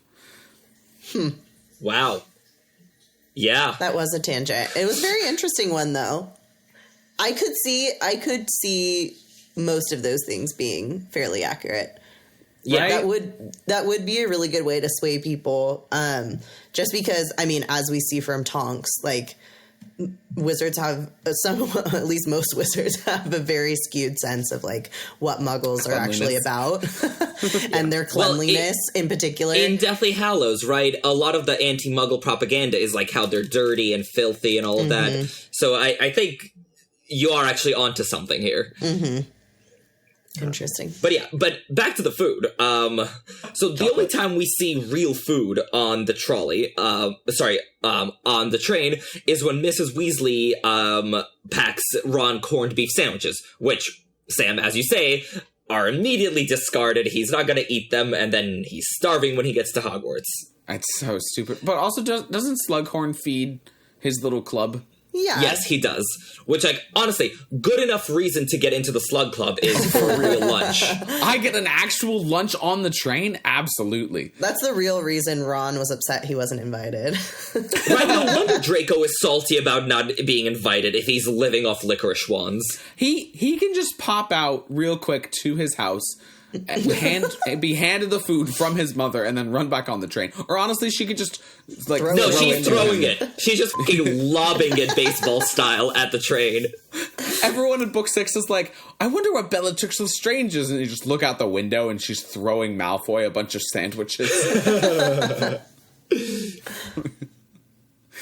But do you think there's a point in probably on the page 2 parchment that they should all bring sect lunch? Maybe. Yes. Probably yes. And they all ignore it. I bet McGonagall's like, please bring food. We've had enough of vomiting children because they only eat candy. Wait, or maybe at the train platform, like at platform 9 3/4, there's like, a Pret and, a sandwich shop and a cafe. And like a leaky cauldron, like little pop-up. Exactly. And so if Harry ever got there before 10:58 a.m., like they could have all grabbed sandwiches. It's like Burroughs Market in the train station, basically. Yes. Yeah. Oh, that's so funny. I like that. Yeah, I really well, like that. like, I'm thinking, so, when I was in Germany last month and, my train was 4 hours delayed, Don't know what you're talking about. oh, it was a thing. So basically, we got to Stuttgart, and then they were like, so, this train's just gonna sit here for, like, 45 minutes, so, like, y'all should go out and get food. Like, the train conductor just made that announcement. Because, like, we'd been on that train for, like, 8 hours, I think, at that point. Yikes. So we all just, like, got off the train, like, left our stuff and everything. And, like, yeah, there was a little, like, sandwich, like, you know, croissant thingy, right next to the train tracks. And so we all just, like, got food and got back on the train. So, like, yeah, feed people in the train stations. That's the secret. What I'm hearing is that the only reason why German trains would ever be delayed is sabotage from the food people in the station. Oh, clever. Yes. Maybe that's what happened to my train out of Stuttgart. It was only delayed by an hour, but they tried turning it off and on again 4 or 5 times. Yeah. I don't know what it was magically supposed to do, but it didn't happen. Is it run by a laptop No. or something? You know, it's like a... Yeah, I think so. Yeah, well done, Sierra. You beat me to the joke by half a second. 10 points to Hufflepuff. I'm most interested... The journey to Hogwarts and the journey back to King's Cross are always some of my favorite chapters. And I absolutely love the titles that we get them. I think, Irvin, you put together a little thing on it. Yeah, it was really interesting, actually, sort of what the titles are, because none, like, really stuck out in my head as, like, you know, an iconic chapter title, which I know we've been discussing chapter titles a lot on this podcast. So I just listed out, like, the 7 titles that get us there. So, Sorcerer's Stone, The Journey from Platform 9 3/4, which just, like, short, sweet, to the point, like, you know, nothing to write home about, not like a, wow, what a title, but, like, it's nice. Absolutely. Iconic. Book 2, The Whomping Willow. Listen, the fact that it's mostly just the car coming to life and we get the willow right at the very end, I think is such a funny little misnomer. And also, this sets up a great payoff, which is the car basically being like, you guys, I'm leaving. And then comes back to life, and it's just great. And I hope that the car is still alive somewhere in the forest, even in past when Albus Dumbledore, yeah. Albus Potter is going to school. But we also have the Whomping Willow breaking Ron's wand, which comes back as an important point by the end of the book. For Gilderoy. True. Yeah. I do think the chapter title would have been a lot fancier if it was in one of the later books. You know, like carjacking and car whacking. Like, you know, oh my gosh. Something punchier than just the Whomping Willow. Then we have book 3. Book 3, The Dementor. So, yeah, like, short, sweet, to the point. I also think that this, of all the chapters, this journey sets up the rest of the novel, like, does the heaviest lifting of any of the journeys to Hogwarts. Yes. Book 4 is the only other title we have that directly references the actual, like, journey itself. Aboard the Hogwarts Express. Which, I only remember Draco being super snide about Durmstrang and not like the Weasleys and Potter not knowing about the Triwizard Tournament. Yeah. That was a chapter we discussed on Alohomora about a year ago with the inciting incident of Barty Crouch Jr. Yeah. That chapter, like, there's a lot of just, like, setup for the rest of the book. So it's like, we're aboard the Hogwarts Express, and here's everything you might need to know. Right, yeah, here's an expositional info dump so that we're oriented. Yeah. Joe is really placing the puzzle pieces for, you know, completing the rest of setting up the entire story. Book 5 is Luna Lovegood, whom we meet on the train. I think this does an excellent job of character introductions, right? And foreshadowing about who's going to join them at the Department of Mysteries, because we're sitting with Luna, Neville, and Ginny, and I think we get a good taste for kind of what each of those characters is going to be like. Yes. And book 6 is The Slug Club. Does anybody else feel like they were disappointed by how little the Slug Club played a part of the mystery of this book or the main features of this book? Because when the Slug Club became a thing, I really thought that there was going to be more about the club here, which we hadn't really gotten clubs, right? We'd gotten Gryffindor Quidditch team, which I guess is a club according to Educational Decree number 5,621. But I always wanted, during the mystery of the book, which again, I read in 9.5 hours, so take it with a grain of salt. I really wanted this club to be sort of an important through line. Although it does make sense since we're like starting to graduate away from Hogwarts and like move towards book 7 of completely independent from the school, that it's not so much like a school driven thing. But I really wanted the Slug Club to be a big deal. I mean, it kind of is. Slughorn is constantly trying to get him to attend. He just doesn't want to. And then he does have to switch and then try to get in with Slughorn to be a part of the club. They have the whole Christmas party and other clubs that he's going to where he's basically mimicking Voldemort's own interactions with Slughorn during the Slug Club. So, I mean, I think it plays a significant enough part. I don't think we need to see 10 meetings where Slughorn is weeding out people like, what is it, Belby, who's like choking on his food and stuff. So just sitting around eating, being pompous. Mm-hmm. Yeah, I think the Slug Club is an important vehicle for a lot of what happens. It's sort of like the through line to Slughorn, who is integral to like the Tom Riddle 101 lessons. Yeah. And it's also a vehicle for all the Ron and Hermione relationship drama, which is such a huge part of Half-Blood Prince. Mm-hmm. Yeah. So no, it's not part of the central mystery, but it is very important to a lot of different things going on in Half-Blood Prince. Yeah, and it also sets up the whole the main point of Harry getting that memory that confirms the Horcruxes. That all happens because of the Slug Club. That's true. Or Harry gets it because of the Slug Club. Yeah. So I argue that it's that being in this chapter really sets up the pieces for solving the final problem, of solving the entire problem of the book. It sets up the problem and it gives us the solution. Or introduces the solution at least. I was just such a sucker for the DA because Order's my favorite book, and I just loved the sort of rebellious student oriented thing that I knew the DA wasn't gonna be a thing anymore. So then when the Slug Club appeared, I was like, oh, cool, sort of like a more student oriented activity and then it doesn't fulfill sort of that nature, which is I think good overall for the story, but was disappointing to me as a kid.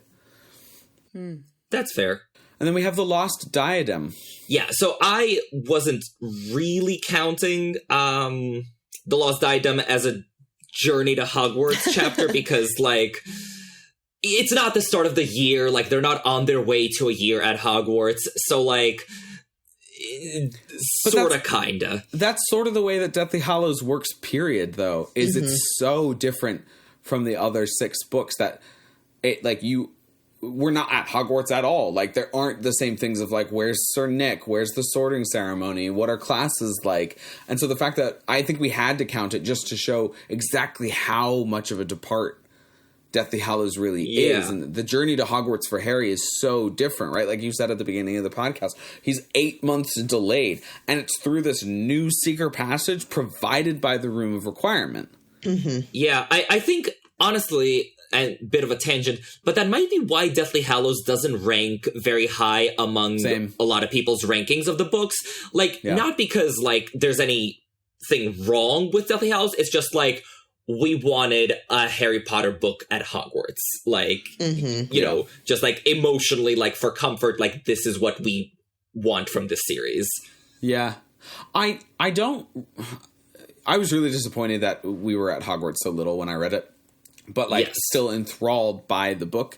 And I think, sort of like, I think that a lot of people, right, complain about Harry's emotional state in Order of the Phoenix, even though I believe that it's earned, right? I think it's realistic that an angsty teenager who's being put down by the people around him and thinks they're odd and all that stuff with the Daily Prophet really is an earned emotional state and makes sense. And I think it's an earned state that they're not going back to Hogwarts when the Ministry falls. And there are Death Eaters at the school and all that sort of stuff. And yet, I do wish for a little bit more time at the school. Yeah. Like, I think, you know, story-wise, Deathly Hallows is right. Like, you know, yes, it makes sense for him to be out and about in the world. Like, you know, it would be too good to be true for him to, like, go to charms class and then hunt for a Horcrux in his spare time. Yeah. I mean, as soon as Dumbledore died, you were going to have to leave Hogwarts. And I think that makes for such a satisfying climax of Half-Blood Prince.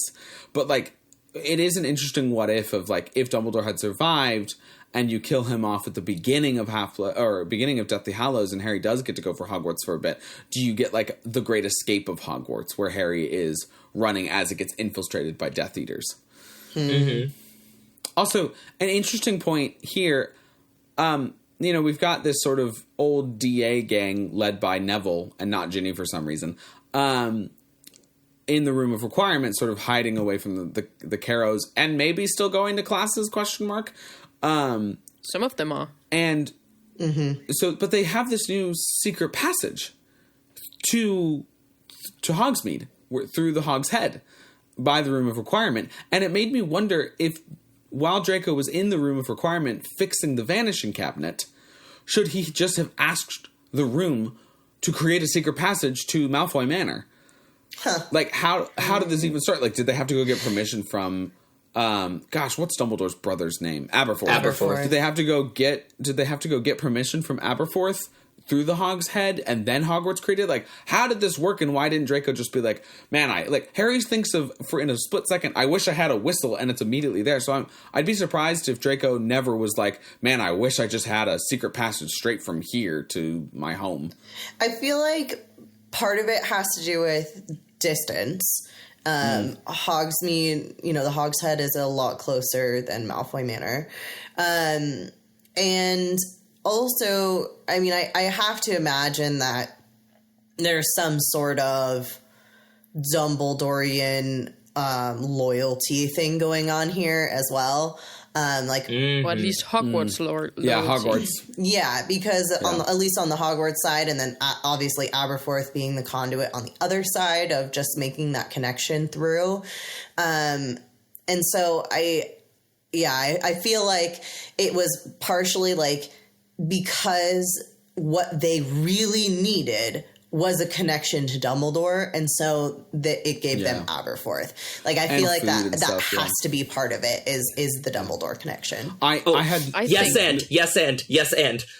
So, I wrote about this in my Dumbledore book because I love this stuff. I agree with what you said. So it's what the students needed was a connection to Dumbledore, but I think it's also what Aberforth needed. Mm-hmm. I think Aberforth had locked himself away from the world, you know, just sort of stewing in his bitterness.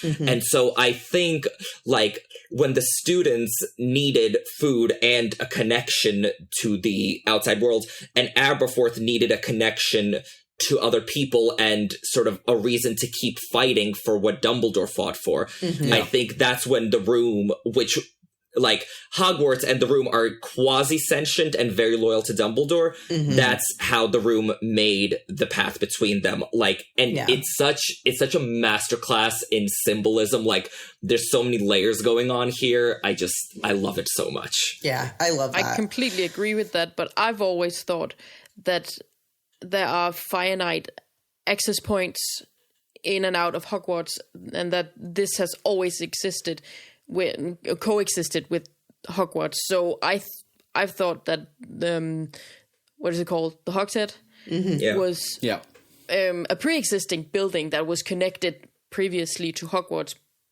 but the passage reopened because of what you just explained, Irvin. And I think there might have been other places it could have opened if needed be. Oh, that's interesting. But I think access point in and out of Hogwarts were created when the castle was built.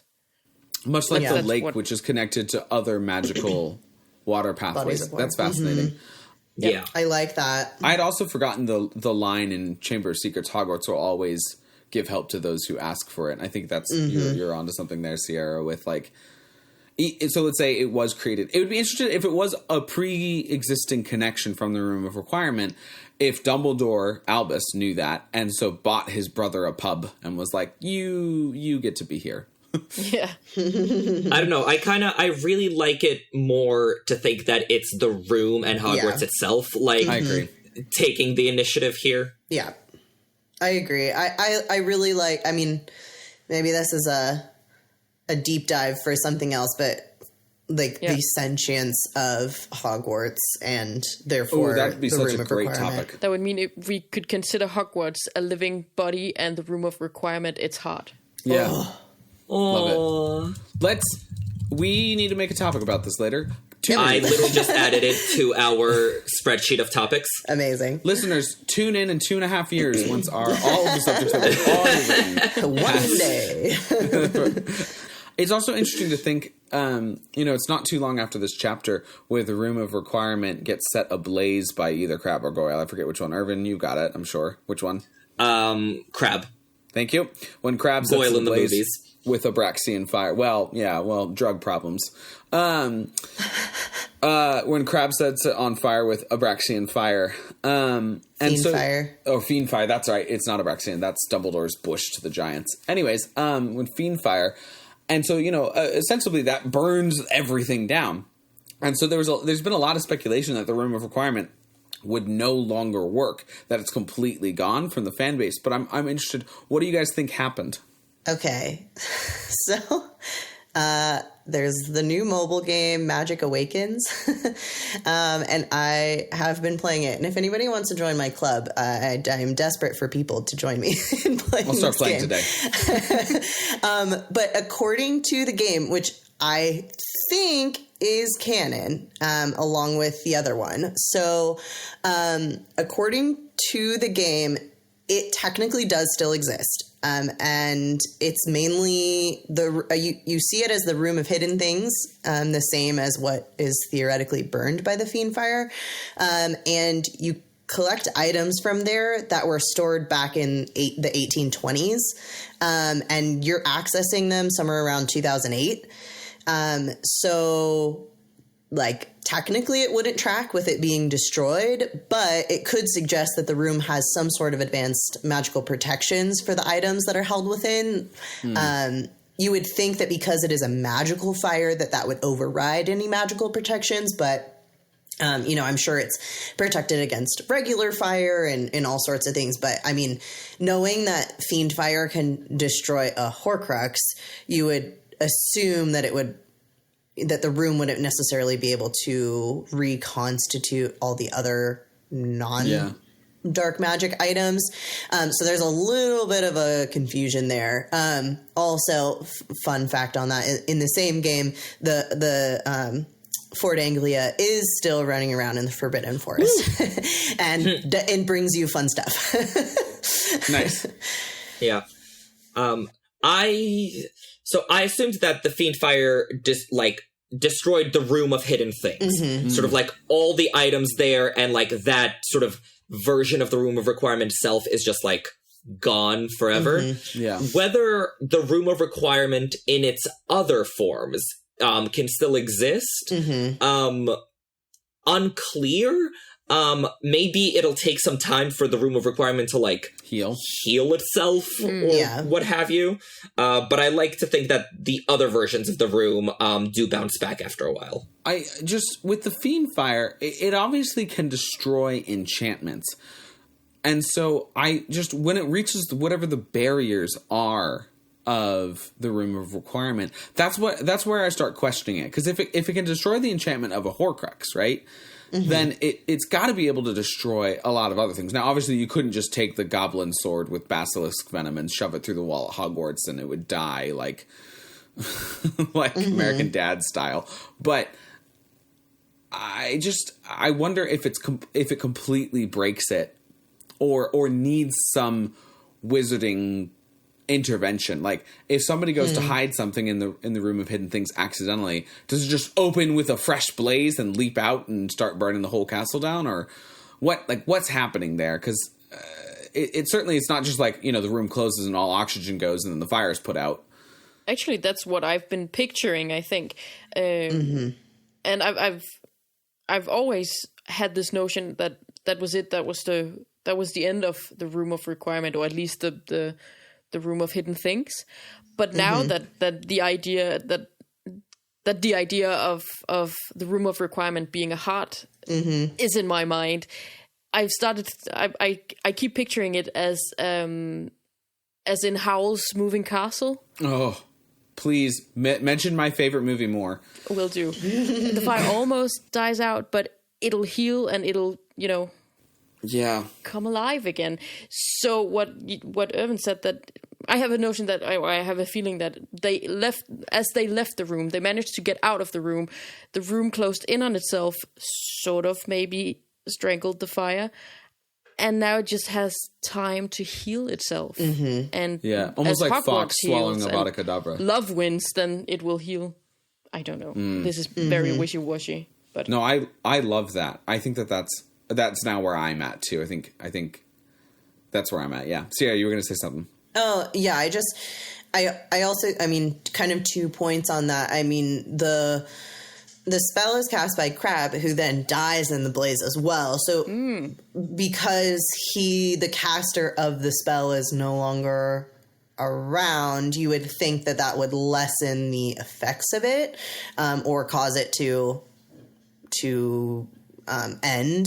Obviously, it's not as immediate as, Dumbledore's oh my gosh, words are escaping me right now, but like impediment or stunning of Harry. As Dumbledore's stunning of Harry, that he because he's immediately released. Yeah. And clearly the fire continues even after Crabbe has died. So it's almost like the fiend fire in and of itself has its own life somehow, or just is burning like a fire, and is as it consumes, it is still re-energized. But then, so possibly that, and then also, the game where you do see the Room of Hidden Things, it has been 10 years. Yeah. So maybe that's enough time for it to start reforming and recollecting. I think where I get hung up is just that all the items are still there. I just don't know that the room has the power to recreate all that stuff. Yeah. So that's the one that I am a little hung up on, but I would like it to be true. I will also say, like, how canon this game is very much up for debate. Yeah, absolutely. I think, but I also wonder if the room is then able to manifest objects, because my read on it for the DA is like anytime that they're asking for objects, they get the objects that people have hidden in there, that the room just can't like constitute things itself. Right. And so like I wonder now how much it can be the Room of Requirement without 1,000 years of people storing things in there. Oh, see, I disagree. I think its magic is that it can pull things from anywhere in Hogwarts. Fascinating. Yeah, that's what I thought as well. Must be losing her mind about all the library books that go missing. So do you think you could have asked the Room of Requirement for the Horcrux books? Yeah. Yeah. Oh, interesting. I bet that's how guys, they were in Dumbledore's office. Should we table this for a Room of Requirement episode? Yes, because very clearly we need one. We definitely should. A little teaser. To pull us back to the journey to Hogwarts, it's sad that it took us this long to get back to Hogwarts, but the payoff of being at Hogwarts, doing this mad chase, running through the Room of Requirement, all the fiend fire, and then the actual like full-on wizard war battle thing was very satisfying, and I'm glad that we at least did get to Hogwarts. Mm-hmm. Yeah. So talk of how long it takes to get to Hogwarts. Sierra, I believe you did some excellent research on the length of the actual journeys to Hogwarts. Yes. So I thought this was really interesting because as I was going through and pulling information on what, all the food that they're eating and the trolleys and everything, sometimes it was almost really hard to find where in the chapter they were actually on the train. And I was going, what, is this just really short or something? And the answer was yes. So going off of the US hardcover copies, Sorcerer's Stone, they're on the train for 14 pages from when the train departs to when they arrive at the station. And then there's an additional 2 pages until they actually get into the castle. Nice. In Chamber of Secrets, there's 5.5 pages of them in the car. So from when the car takes off from the ground to when it hits the Whomping Willow. And then there's another 8.5 pages until they actually get inside the castle. Or sorry, not another 8.5 pages. There's another 3 pages, making a total of 8.5 pages. In Prisoner of Azkaban, they're on the train for 13 pages, 15 until they're inside. Goblet of Fire, it's only 6 pages. So when you were saying you couldn't really remember why, when they were on the train or that journey, it's because it's only 6 pages. it's so much shorter than all of the other ones. And it's only 7 until they're inside the castle. Well, and proportionately, it's also really small because, like, Chamber of Secrets, 5.5 pages or 8.5 pages, but it's like proportionally a much larger portion of the book because it's 8.5 out of 200 versus 6 out of whatever 700 and something pages. Exactly. Right. If we adjust for word count inflation, then Chamber of Secrets is like 20 pages. Word count inflation. What a great word combination. And then Order of the Phoenix, it's 12 pages on the train, and then 18 until they're inside because of the Thestrals and everything. And then Half-Blood Prince, it's 20 pages until they're off the train because you have the whole Slug Club and finding out about Draco and all of that exposition, and then Tonks finding him. Tonks and Snape and... Sorry, 25 you said? Yeah, 25 until they're inside. So that's another 5 pages of, like, walking to Hogwarts. And then if we're including Deathly Hallows, it's 8 pages from when they mention that they need to get into Hogwarts to Aberforth until Neville leads them all the way through and they're inside.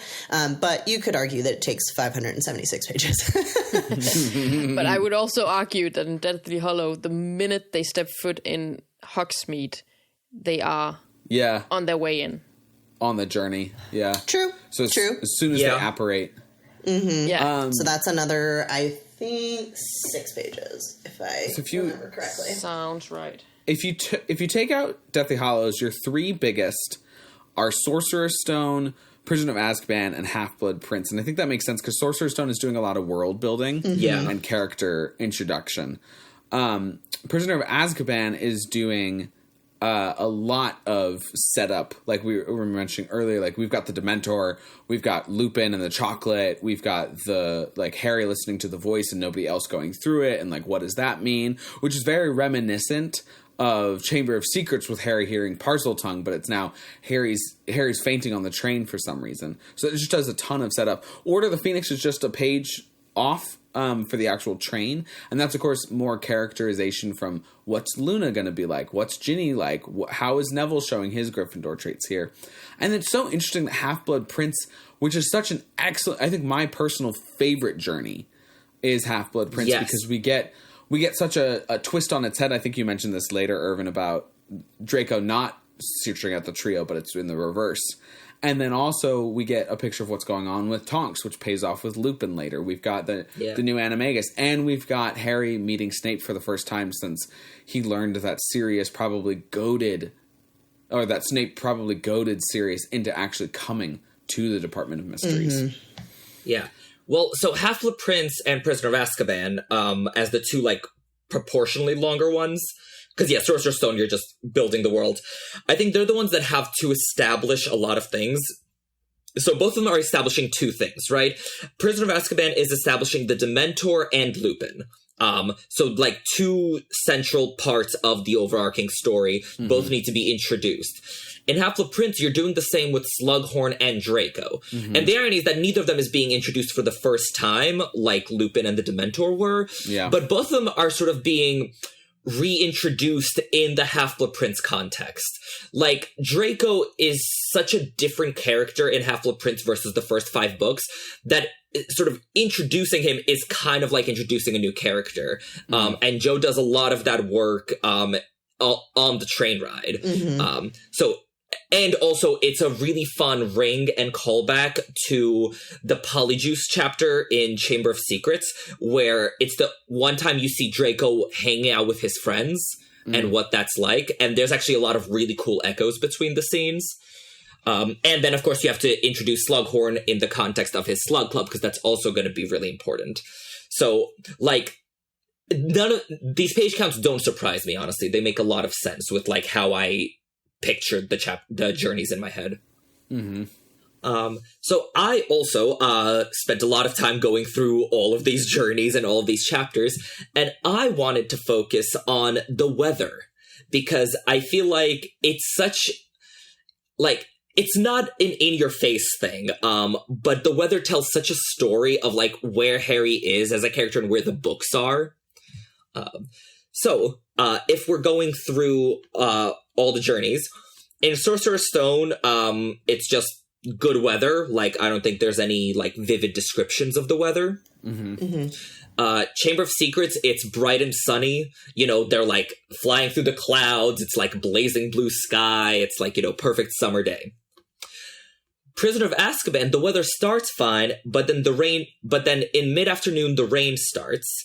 And then by the evening, the rain is hammering and the wind is roaring, and it's like, you know, this epic, like, storm going on.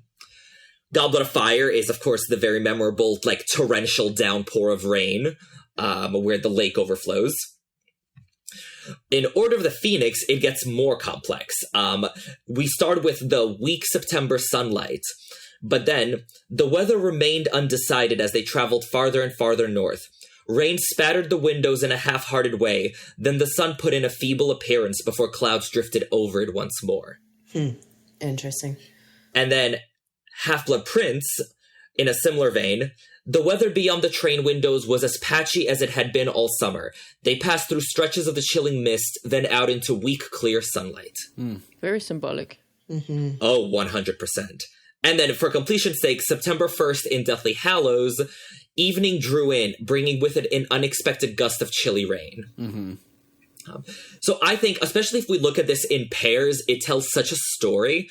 So, like, the first 2 books, the weather is good, it's a bright sunny day, we're on the train, we're going to magical places and cool castles, like, all is good. Prisoner of Azkaban and Goblet of Fire, the weather is bad. It's just rainy and dark and stormy, and that's because the books are dark. They've gotten dark.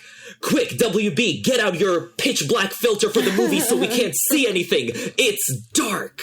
And then Order of the Phoenix and Half-Blood Prince, it's no longer just dark. It's actually, the weather is patchy and complicated, and we alternate between, like, sun and rain and good weather, bad weather. And that's because the books are also increasing in complexity, and just Harry's emotional state is yo-yoing so much between good and bad. Yeah, totally. Yeah, I love that. I think it's like a perfect little microcosm of just the general mood, but then also Harry's feelings about going to Hogwarts that year. You know, his general feelings, like, as you were saying, Irvin, you know, the first 2, it's, yay, we're going. It's so exciting. Very cool. And then the next 2, it's kind of like, oh, there's kind of some odd stuff going on. And we've got Dementors. And I don't know, that maybe not as safe as I thought it was. And then, you know, the next 2, it's like, well, I'm kind of excited, but I'm also not. And there's all this other stuff going on. And I just feel so conflicted. So it's like I mean, I think they do things like this a lot in movies where the weather mirrors the mood of the main character. You know, they're upset and they walk out and suddenly it's raining, you know. So yeah. I think it is like a really good, just a almost visual representation of what's going on with Harry. Yeah. And I think, the good thing about it is it's subtle. I feel like Jo is never like, the clouds were gray like Harry's soul. Yeah, totally. Right. Like she just drops these lines to just set the mood, and you don't even notice it until you go back and pay attention. But it's so effective. Yeah. Yeah, and especially for Order of Phoenix and Half-Blood Prince, where it's very direct, of the undecided mood of Harry. Either he's caps lock Harry or he's just sulky Harry for a while at least, and while going back to Hogwarts. And Half-Blood Prince, where the weather beyond the train windows was as patchy as it had been all summer. So much had happened in the previous book that his mood was patchy, as it should be.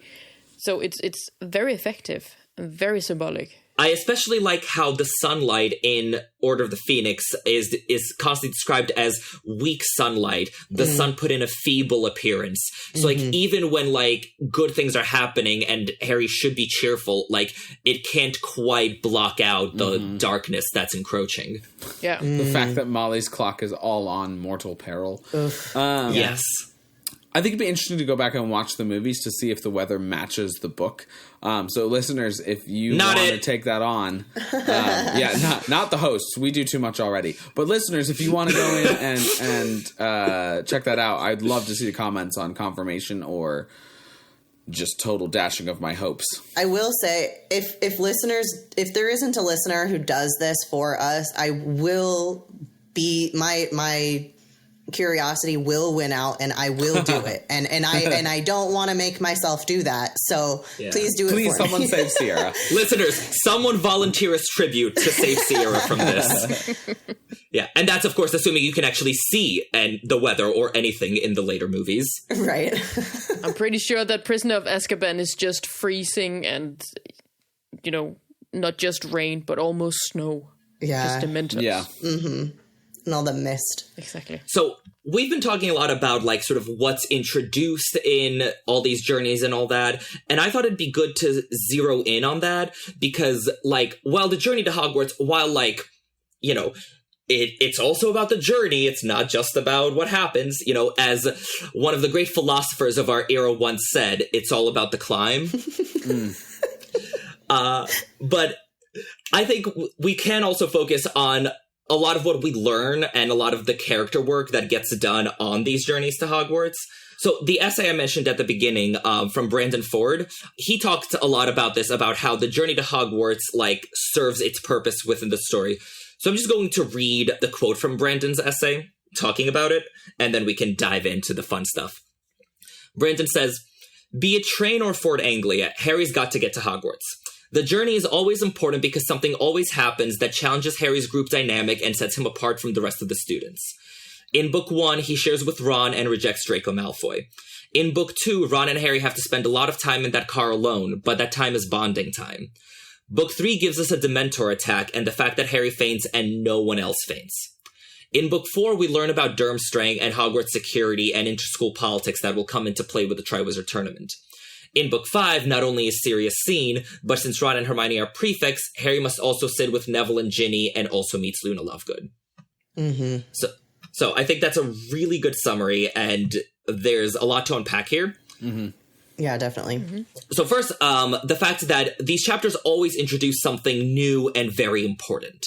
And sometimes it can be characters, sometimes it can be, stuff for the mystery. I like that it's not always consistent, and that the books aren't, that formulaic. So just rattling off the list. In Sorcerer's Stone, we first see Dumbledore's chocolate frog card on the journey, where Nicholas Flamel is mentioned, which of course it all proves crucial towards the end. Chamber of Secrets, he's not on the train, so not applicable. But Ron's wand does get broken, which is huge. Oh, that's very true. Yeah. And of course, there's the Ford Anglia and its sentience and how it runs off to the Forbidden Forest. And saves them from spiders. God bless. Best car ever. Prisoner of Azkaban, as we established, it's the Dementors and Lupin. In Goblet of Fire, we get our first mention of Durmstrang, the School of Dark Arts. Insert thunderclap. Yes.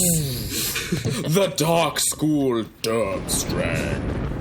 Dun, dun, dun. I can't Which, believe of course... they let a Death Eater, like a known Death Eater, become headmaster. Listen, it's Eastern Europe. What can you do? All the Croatians right now are like, nope, no. But yeah, and the interesting thing is that in Goblet of Fire, it's a red herring. I think it's the only one of these that isn't actually like the answer we've been looking for. Order of the Phoenix, we are introduced to Luna Lovegood, the most important intro of all time, of the best character ever. It's a phenomenal character intro. It's a good moment for her.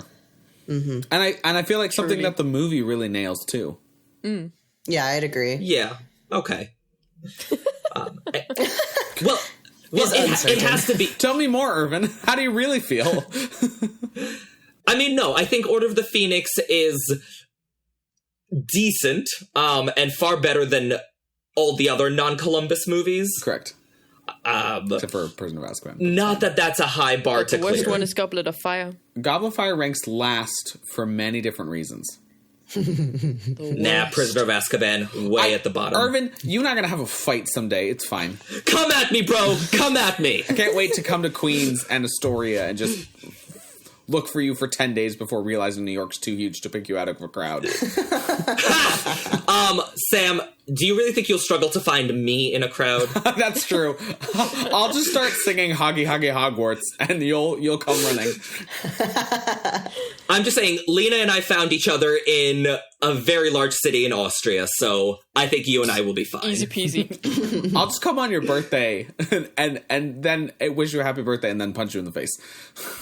Yeah, you wouldn't be the first. On Eurovision or Halloween, just pick one. Yeah, for real. Anyway, like, Luna's intro, it had to be so good, right? Because she's the only, like, crucial key member of the group that isn't introduced at the beginning. Yeah, so, like, totally. Joe had to do a lot of catching up there, and it's like, all right, we're going to take this chapter and we're going to get it or done. It's interesting how much it feels like, you know how... in at least in American TV shows, season 2, if a show is renewed for season 2, they almost always introduce a new character. Yeah, because they can get a bigger voice of somebody who liked the first show or thought it was successful, etc. It's interesting how Order of the Phoenix feels like the beginning of a season 2 in a way, and Luna plays a large part to that. Right, we've got Voldemort's trying to come back. Wormtail is going to go get Voldemort coming back. Voldemort finally came back, and now here's season 2. Here's a new character. Her name's Luna. Right. Yeah, just like, Buffy introduced Spike in season 2, which, like, who can envision Buffy without Spike now? But, like, yeah, like, when you introduce, a slightly crazy blonde halfway through, like, you gotta do the work. Yeah, totally. I do forget sometimes that she isn't in the first 4. It just feels so odd. It just feels she's such a staple that I in my mind she's always there. Maybe that's another Patreon fan fiction we can do is what is Luna up to during the first 4 books? Absolutely. Oh my god, I would love that so brilliant. Much. I just want her musings about what's going on. They're like, so apparently the students are getting petrified.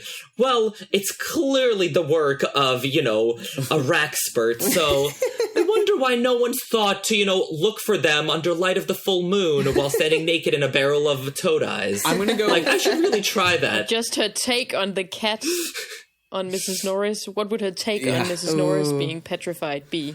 I'm going to go fully in the opposite direction. I think through her Spectrespecs, they somehow work as this awesome Avada Kedavra blocker from the basilisk's eyes, and so she actually sees the basilisk and is telling everyone, but because it's Luna Lovegood, daughter of Circular editor Xenophilius Lovegood, oh my god, that is no one believes her. I love that so much. Yes. It's a silly first I love year. that. I absolutely love that. Okay.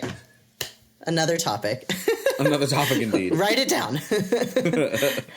And then of course, in Half-Blood Prince, we are reintroduced to Draco and Slughorn, and we are introduced to the fact that Draco has a mission from the Dark Lord, perhaps? Mission. Dun, God. dun. But of course, we can have another thunderclap. But of course, Irvin, there's the new information that were presented in Deathly Hallows.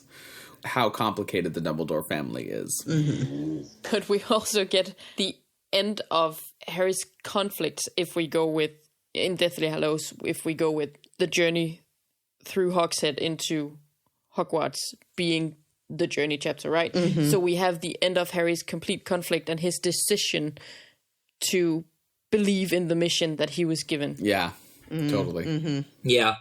It's also tricky to fit, the Lost Diadem into the rubric, because the journey to Hogwarts takes place, early on in the books, generally. Yeah. I mean, in Order of the Phoenix, it's 200 pages in, because, God, that's a slow start. Yeah. But by and large, they're, still in the, intro part of the story, whereas Lost Diadem, it's very much no, we're at the climax. We're doing the thing. Yeah. Order of the Phoenix is a very quick start. It just takes us a while to get to Hogwarts. Ugh, agree to disagree. It is we got Dementor attacks immediately. I actually agree with Sam here. We have action so quickly, and then we have this huge pent-up, am I going to get expelled or not? We've got figuring out the house stuff and the weapon, and is Snape good, and how's Sirius doing, and all of that stuff. It's rife with really quick starts. And the real Ginny enters the game.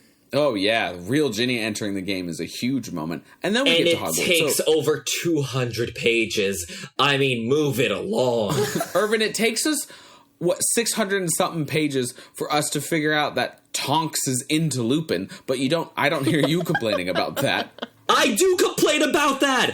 Tonks and Lupin is all I complain about! Literally, Sophia and I had a 1-hour debate about this when we hung out last month, because it is the worst pairing ever. Sam, if you think I don't complain about that, you have not been paying attention. I apparently haven't been paying attention then. Evidently. It is my no TP. Poor Tonks and Lupin. Also, on information that we find out while we're on the train, I have a little mini excerpt of Harry Potter and I apparently only read while I travel. But blurb, listen, that makes a lot of sense. I also only read books when I'm on trains. If I lived walking distance from everything, I'd be illiterate. But yeah, I was struck by, not only do we get all this new information, as we just talked about, but also most of that, or a lot of important information comes from something that is being read. So in Sorcerer's Stone, obviously it's the Chocolate Frog card with Nicholas Flamel's information on it. In Prisoner of Azkaban, just even reading Lupin's name off of his case, the fact that it's RJ, I think is a huge, little teaser, because if you knew that Lupin's first name was Remus right off the bat, the reveal that he is a werewolf wouldn't be quite as shocking, I think. So yeah. But Sierra, hold on. Harry isn't the one who reads that. It's Hermione. True. This is very true. Because Ron is who is that? And Professor R.J. Lupin, whispered Hermione at once. How do you know that? It's on his case. What do you think the J stands for? Do we know? John. Oh. John, yeah, John. How boring. Jeez. Yeah. I mean, listen, with a name like Remus Lupin, give him a boring middle name. He's earned it. Like Sierra just said, it should have been Jinx. Remus Jinx Lupin. Jeez. He doesn't have enough going on. Remus, just a wolf some of the time, Lupin. Just a wolf some of the time. Well done. Yes. Thank you. In Order of the Phoenix, he reads a handful of articles in the Quibbler. Some about him and some about some very interesting things. But that's just more of building, who Luna is and her background and what she believes and all that. And then also foreshadows, the interview that he gives with the Quibbler later on. And then in Half-Blood Prince, he's reading the invitation from Slughorn, which I think is another lead in to the impact of the Slug Club and the relationship with Slughorn and all of those things. So I just think those just jumped out at me. I thought there was actually more, but most of it is like right before they're on the train or right after they get off the train. Yeah. And I was going, dang it. and he doesn't read anything in Goblet of Fire because that's the only one we're missing. Yeah. Yeah. I mean, yeah, there's only 6 pages. Yeah, he doesn't have time to There's read. not time. Yeah, there isn't time. They're just talking about Durmstrang and Beauxbaton, and then they're there. Yeah. So quickly. Yeah. So something else that kind of struck me in the excerpt that you read from Brandon Ford's article of, something that happens that sets Harry apart from the rest. I wanted to dive into those just a little bit, and I called it Harry Potter and the I'm different somehow journey. So in Sorcerer's Stone, it starts on the train, oh my God, I'm Harry Potter. And people know what that means because, he didn't really understand that. And then Ron and Hermione as well kind of explained to him, and Draco, elaborate enough that he knows that he's special, basically, which ends up resulting throughout the course of the book and the climax of the book being I can fly super well, I have a pure heart, and I saved the school. Woohoo. So it kind of like that's the payoff. In Chamber of Secrets, I arrived by flying car, something no one else has ever done. And then the end result is I talked to snakes and opened the Chamber of Secrets, something no one has done in 50 years. Mm-hmm. In Prisoner of Azkaban, I pass out because I remember my parents dying. And then the payoff of that is I free my parents' 2 friends. And I guess you could say help Lupin, but I don't know how you would wrap that in. But and perform a fully fledged Patronus, which is almost unheard of in a student, at least a younger student. Goblet of Fire, I don't know something I apparently should, and I am taunted about it with Draco, taunting them for not knowing about the tournament and all the information about the other schools. And then the payoff is I enter said thing and confront Voldemort because I don't know something that I should. So it kind of has a nice little ring there. In Order of the Phoenix, I'm not a prefect, and so I have to sit with Team B. Also, I see skeletal horses now, and the payoff is Team B ends up being Team A always got my back, and we travel to fight grown wizards on the back of said skeletal horses and escape Voldemort, which is cooler than being a prefect. Tell that to Hermione. In Half-Blood Prince, I'm in the Slug Club, and the payoff is the slug is the number one key important thing to understanding how to defeat Voldemort.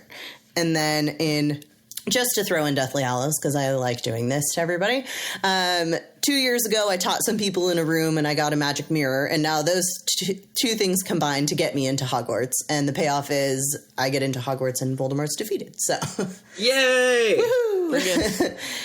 So I thought that just all of those were really interesting, that it's almost like the journey there really foreshadows and lends itself to the end result of the books. And so it's like the little mini rings in each story of just, but always coming back to the key essential journey to Hogwarts. As Dumbledore would say, an admirably succinct and accurate summary. Yes.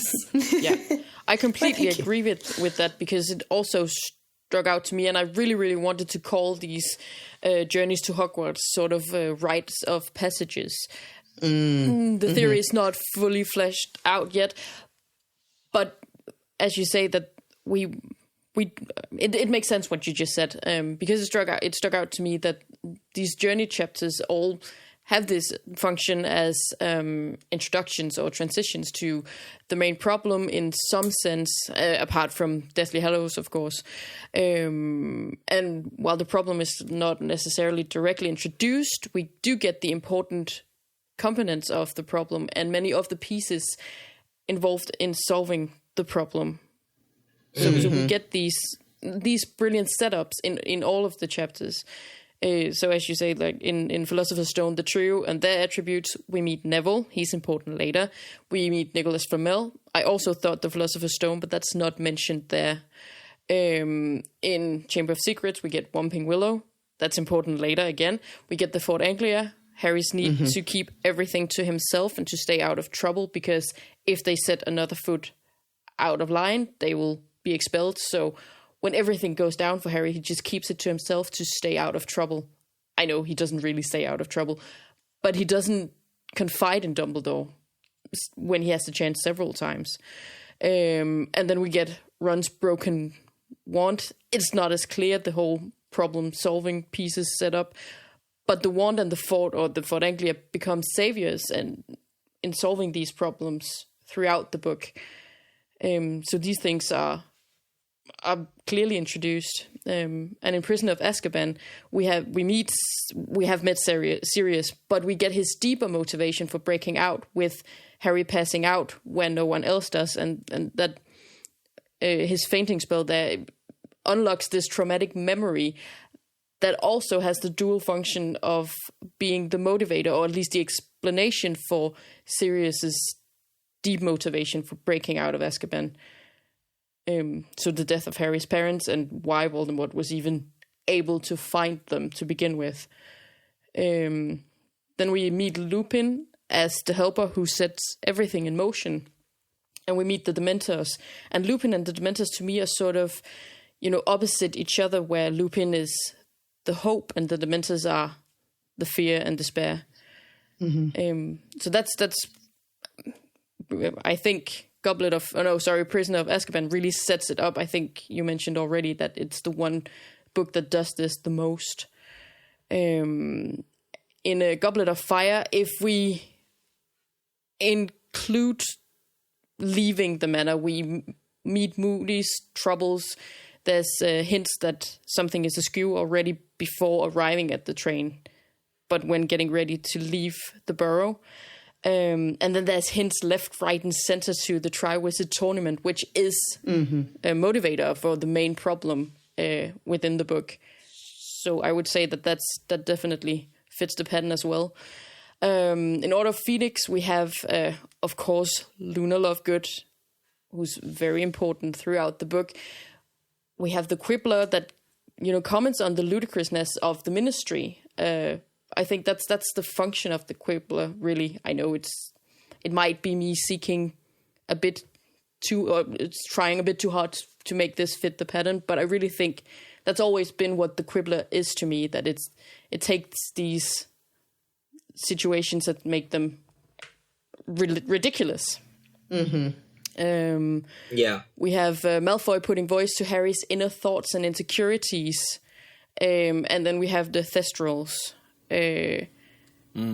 Again, we have the problems and the solutions meeting, or being hinted at least. And in Half-Blood Prince, we have Malfoy, or Harry's Malfoy is a Death Eater theory already before the train, but it's very important. And Romilda Vane is introduced, and I think she is. I forgot she was introduced on the journey. Yeah, she is, and I think she functions very much as the whole chosen one complexity that puts so many things into motion during the book. Do you really? I think so. I always thought that Romilda Vane was more like, oh my god, things have gotten real sexual now. And she has very little to do with him being the chosen one. She can fill two roles. Yeah. Definitely. Yeah, I bet she can. Oh my god. Hey, it wasn't me this time. I blame Sam's corrosive influence on my morals. Brilliant. Excellent. Yeah, and we have Harry considering his and Neville's destinies. We have the Slug Club that we already discussed. So I think Half-Blood Prince does it as well, sets up the entire motivation for the book, and the whole, the Slug Club being the preparation for the important memory, the missing memory, or the fake memory. And in Deathly Hallows, I think we could consider the previous chapter, what is it called? Missing Mirror, as part of the actual journey as well. It doesn't fit the pattern as such, but as I mentioned, we have Harry coming to terms and deciding what he feels and how he feels about Dumbledore and the whole conflicting emotions he's had for such a long time in the book. And he decides especially when he's confronted with Aberforth's negative feelings. And then we have the final form of Neville Longbottom entering the stage, and with him the final piece to finish the journey. Mm-hmm. Hell yeah. Love that. So that was me going going deep into the rabbit hole. We all get 1 or 5. Yeah. No, I think that's why it's so much fun to look at these sort of all in a row rather than individually. Yeah. Because when you put all the journeys together like this, it really paints a picture of sort of Jo's style in a lot of ways of what she's trying to accomplish in these books and in these journeys. Absolutely. Mm-hmm. And I really, really would love to call the journeys a rite of passage. Yeah. I see what you did there. Like Thank you. All right, so what about, from the overarching things, how about we zero in on some of the particulars, both character-wise and logistics-wise? For example, we've talked a lot about sort of what Harry learns on all of these journeys and, what he reads or doesn't read. But what about who he's with and how he gets places? Yeah, It is nice to kind of dive into this because I was thinking, in my head, oh, well, he's always with Ron or he's always with the Weasleys. And I wanted to see if that was accurate. So starting with who actually takes Harry to the platform or through the portrait or who is he with when he begins to make the journey. So in Sorcerer's Stone, you have the Dursleys who take him to the platform and then they drive away laughing. The worst! I know. Sorry, ever since you made the point, I'm so mad at Petunia. Sorry, go on. But the Weasleys, minus Arthur, Bill, and Charlie, are the ones who actually help him get through to the actual platform. In Chamber of Secrets, it's the Weasleys again, with Arthur this time, but still no Bill or Charlie, and they take Arthur's car, obviously. In Prisoner, so we have car, magical car. Then Prisoner of Azkaban, they take Ministry cars with the Weasleys, still no Bill or Charlie, but we have Hermione this time. In Goblet of Fire, you have the Weasleys with Bill and Charlie this time. Whoa. But no Percy or Arthur because they are working. And Hermione's with them again, and they take Muggle taxis. And then in Order of the Phoenix, they take the night bus for a little bit, and then they go by foot, I believe. And it's Tonks, Moody, Sirius, Hermione, Lupin, and then the Weasleys, but no Bill, Charlie, or Percy on that one either. In Half-Blood Prince, it's Ministry cars again, and there are 2 Aurors with them, unnamed, and then Hermione as well. And then our list of Weasleys joining is even lower because none of the sons who have already graduated are there. No Bill, Charlie, Percy, Fred, or George. Graduated is a kind of a loose... Yeah. Oh, come on. You really think that leaving in fireworks isn't considered a graduation? Come on. It's a ceremony. I don't think the twins got their diploma. I'm just saying. But they did take their OWLs. So they have papers on tests, but not an actual... They have, their GED. Oh, my gosh. Yeah, for real. But isn't the newt... They're not obligatory, are they? No. No, they're not. Mm-hmm. But I'm just saying they're wizard school dropouts. They are. And that's okay. That's okay. And then in Deathly Hallows, it's Ron, Hermione, and then Aberforth and Neville, which I think is... it's not, so through all of this, there's always at least one Weasley. Ron. And Yeah, there's always Ron. And then Hermione is in all but 2. So it's kind of, I mean, it makes sense, but... So not counting Bill and Charlie, because, I mean, you know, they're well past all this. The only time we get full Weasleys is Prisoner of Azkaban. Yep. Actually. Yep. Correct. Mm-hmm. All the other times... Oh, no, we either... get it in Chamber of Secrets as well. Oh, true. Oh, yes, you're right, you're right. And Hermione and Harry are both there, so con- future Weasley Marians. But have you considered the amount of chaos that's involved in them leaving? The only 2, 3, maybe 3. No, there's at least 2 of them where it's fairly smooth sailing, leaving or getting to King's Cross. Yeah. And that's Prisoner of Azkaban, where they already were packed and staying in the Leaky Cauldron. In London. Yeah. And... Yeah. And Half-Blood Prince, I think, right? The chaos of getting out... Yeah, in Half-Blood Prince. Because there were ministry Well, in Half-Blood powers. Prince, they don't have the Weasley twins, which, you know, exactly. might be a factor. Exactly, because in Order of Phoenix, it's not chaos... Yeah, well, it's slightly chaotic walking... in the night bus and walking to the station. It's chaotic enough that they don't even close Mrs. Black's portrait. Yes. Just she and Molly are yelling over each other. Yeah. And Ginny tumbling down 2 flights of stairs. Which, Very chaotic. God bless her, it rings right with the end where she's broken her ankle while they're fighting Yeah. in the planet moons. Also, Ginny doesn't That's have true. a journal that she's like, God, I have to bring this. I'm going to scream my head off until my dad turns around because I've got this wonderful little guy named Tom, my good friend Tom. My good friend Tom. My best friend Tom. Yeah. Well, and the interesting thing about all these people going to King's Cross is how many people go through the barrier at once. Because, like, it starts, like, one person at a time, and then they go in pairs, and then by Order of Phoenix, they're like, okay, trios, go, go, go, go, go. Run. Yeah. So, like, is the platform getting wider, or is Harry and the Weasleys getting skinnier? Like, what's happening? I think Maybe it's... they're just getting faster. Maybe. That's it. They're more experienced now. No, also, I think, I mean, by Order of the Phoenix and Half-Blood Prince, they're more concerned for Harry's safety and everybody's safety. And so larger groups are better. And no one's mentioned just from a poor logistical Hedwig point. who tumbles around in a cage, And then dies in the last rolling one. on the floor. And they are always late as hell because of the chaos.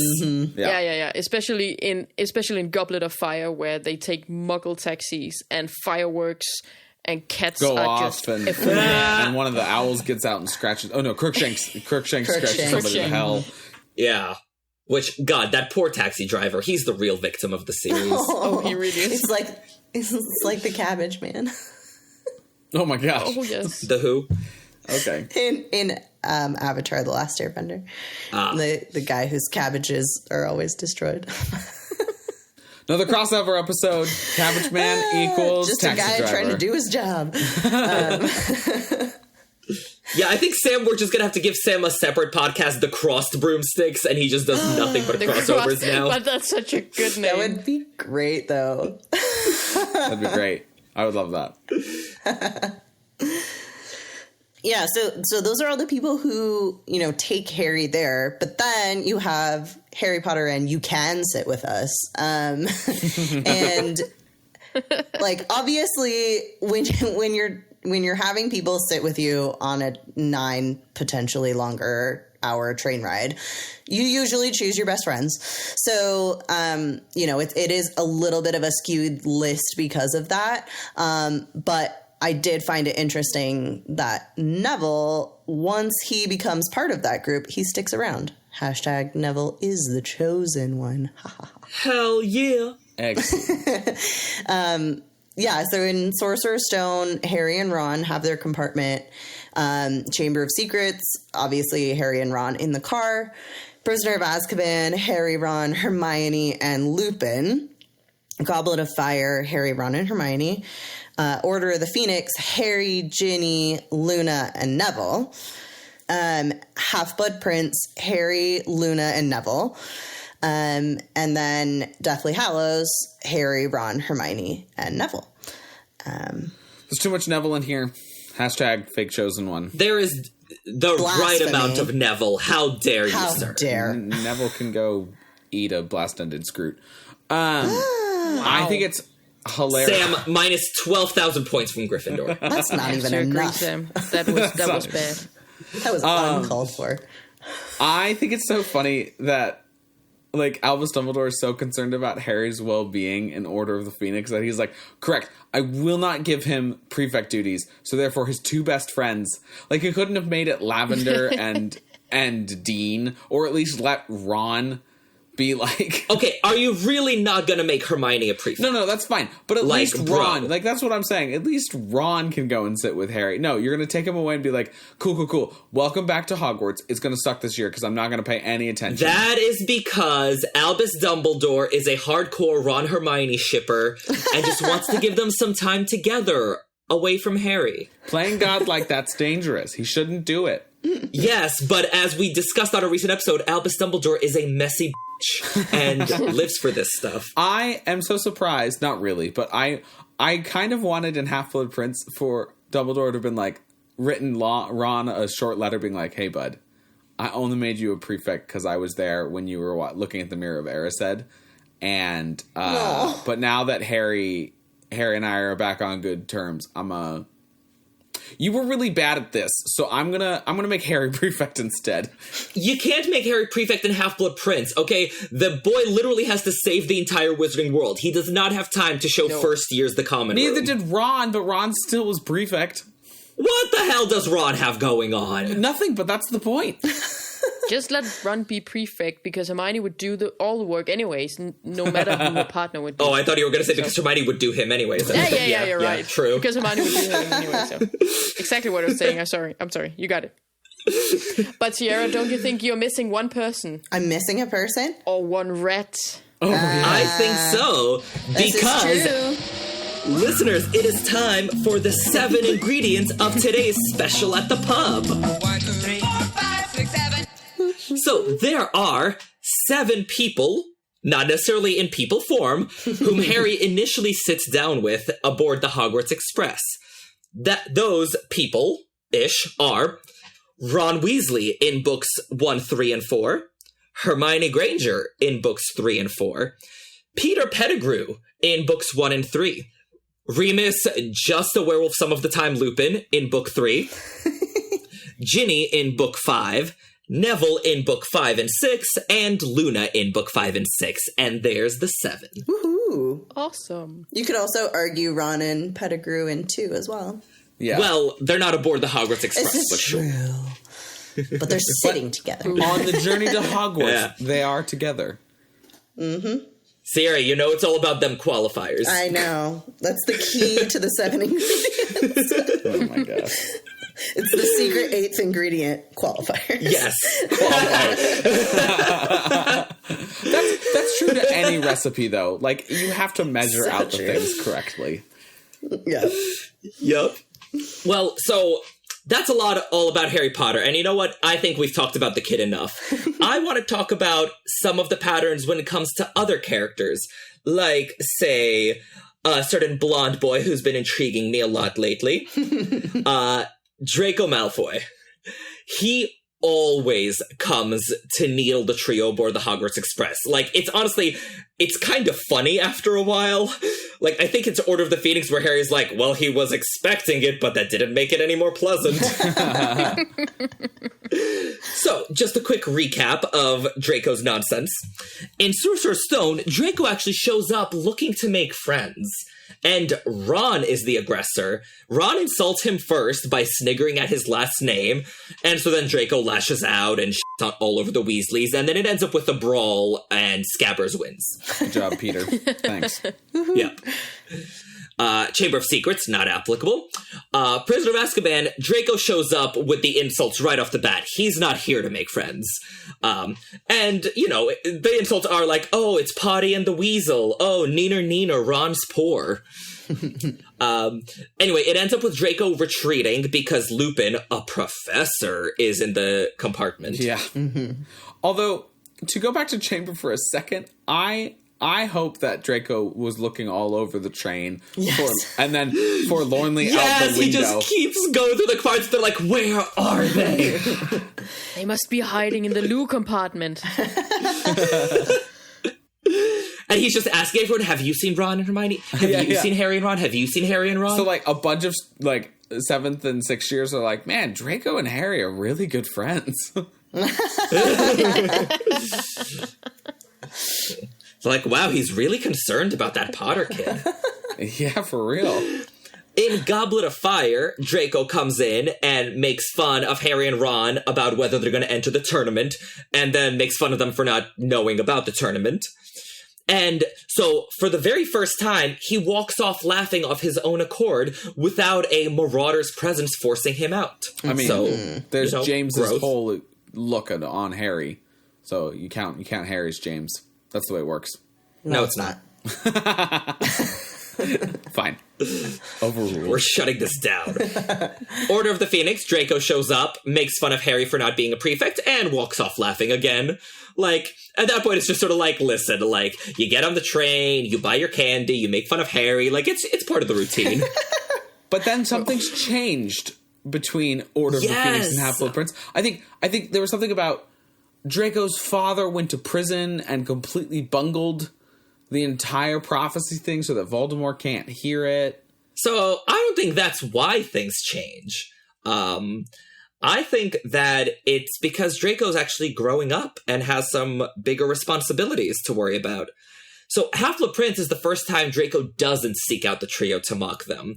And in a role reversal, Harry seeks Draco out instead of the other way around. And this is a harbinger of the entire role reversal they have in Half-Blood Prince, where suddenly, after 5 years, Harry is the one obsessed with Draco, and, like, Draco's living rent-free in his head, whereas, like, Draco can't be bothered with him. And I feel like, this on the train, like, we were talking a lot about how, like, Draco was reintroduced. I feel like this is a harbinger of their relationship to come in Book 6. Yeah. I mean, would you not disagree, though, that Draco's new responsibilities come from the fact that Lucius bungled everything? That Voldemort is specifically giving Draco these new responsibilities and forcing him to try and kill Dumbledore because as a punishment for Lucius's wrongdoing in the previous book. That's where I'm coming from. Oh, absolutely. Yes. Okay. Yeah.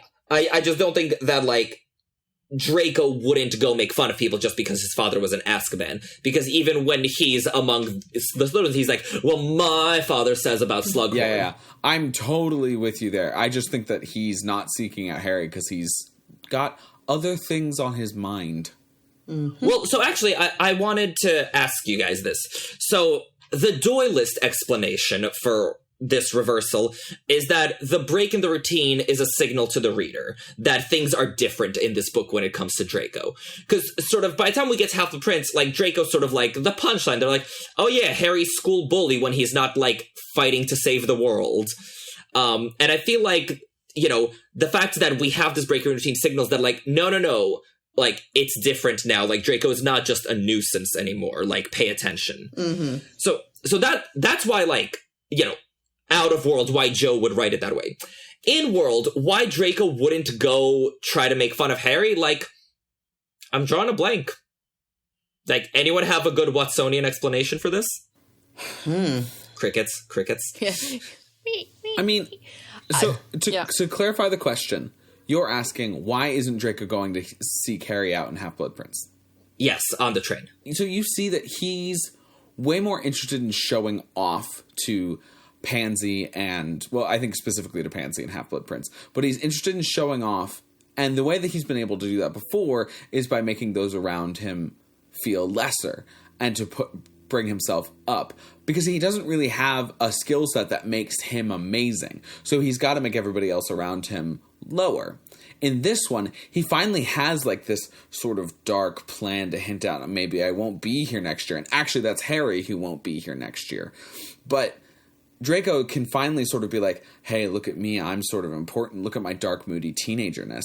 And that's enough to get the people around him to really pay attention, except for Blaise, because Blaise is actually smart. And so I think he doesn't need Harry as sort of a target because he himself is finally amazing, or in his own eyes. Yeah. I like that. Yeah, I agree. Okay. Accepted. Yeah. Excellent.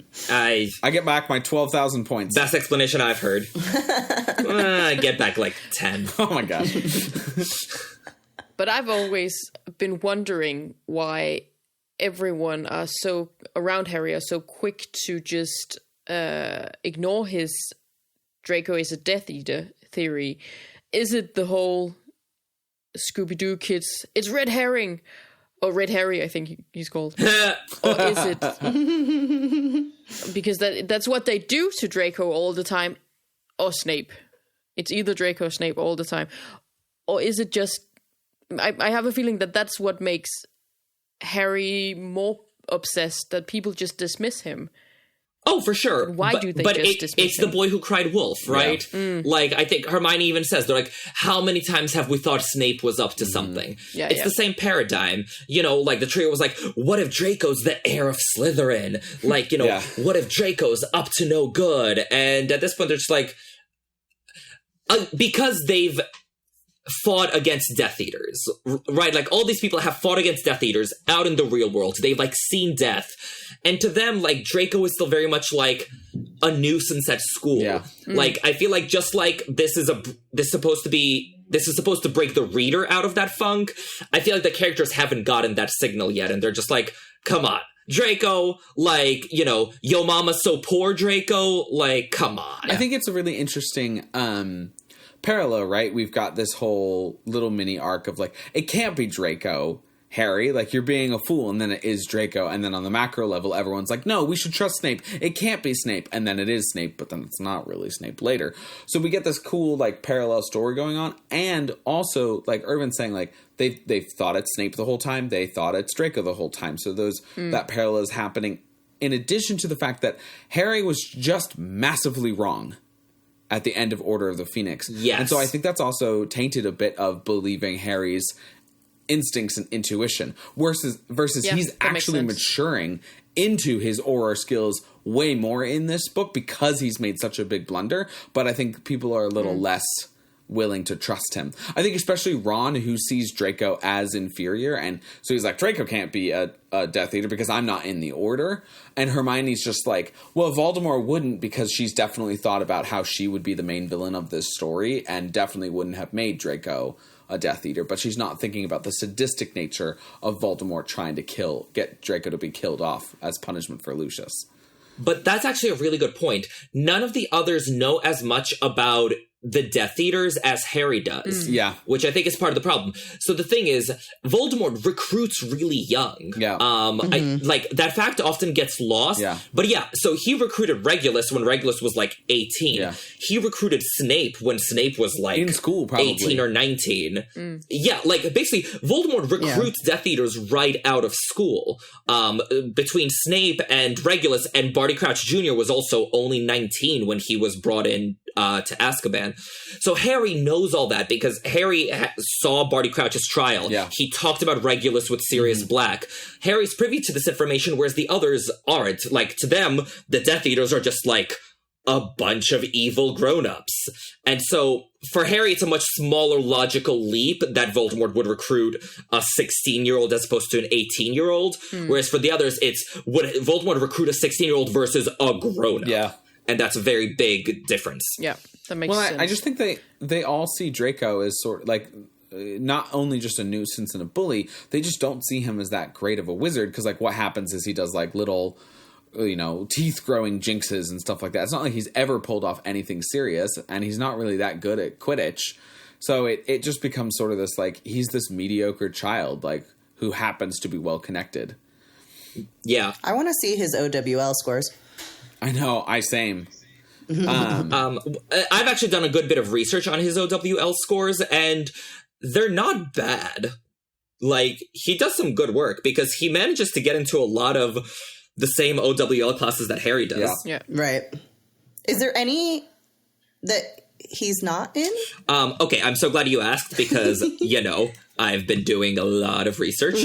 Let me pull up the, like, 41-page doc that I'm working on, and here's a teaser to the Harry versus Draco topic that we'll do in 6 years. Yeah.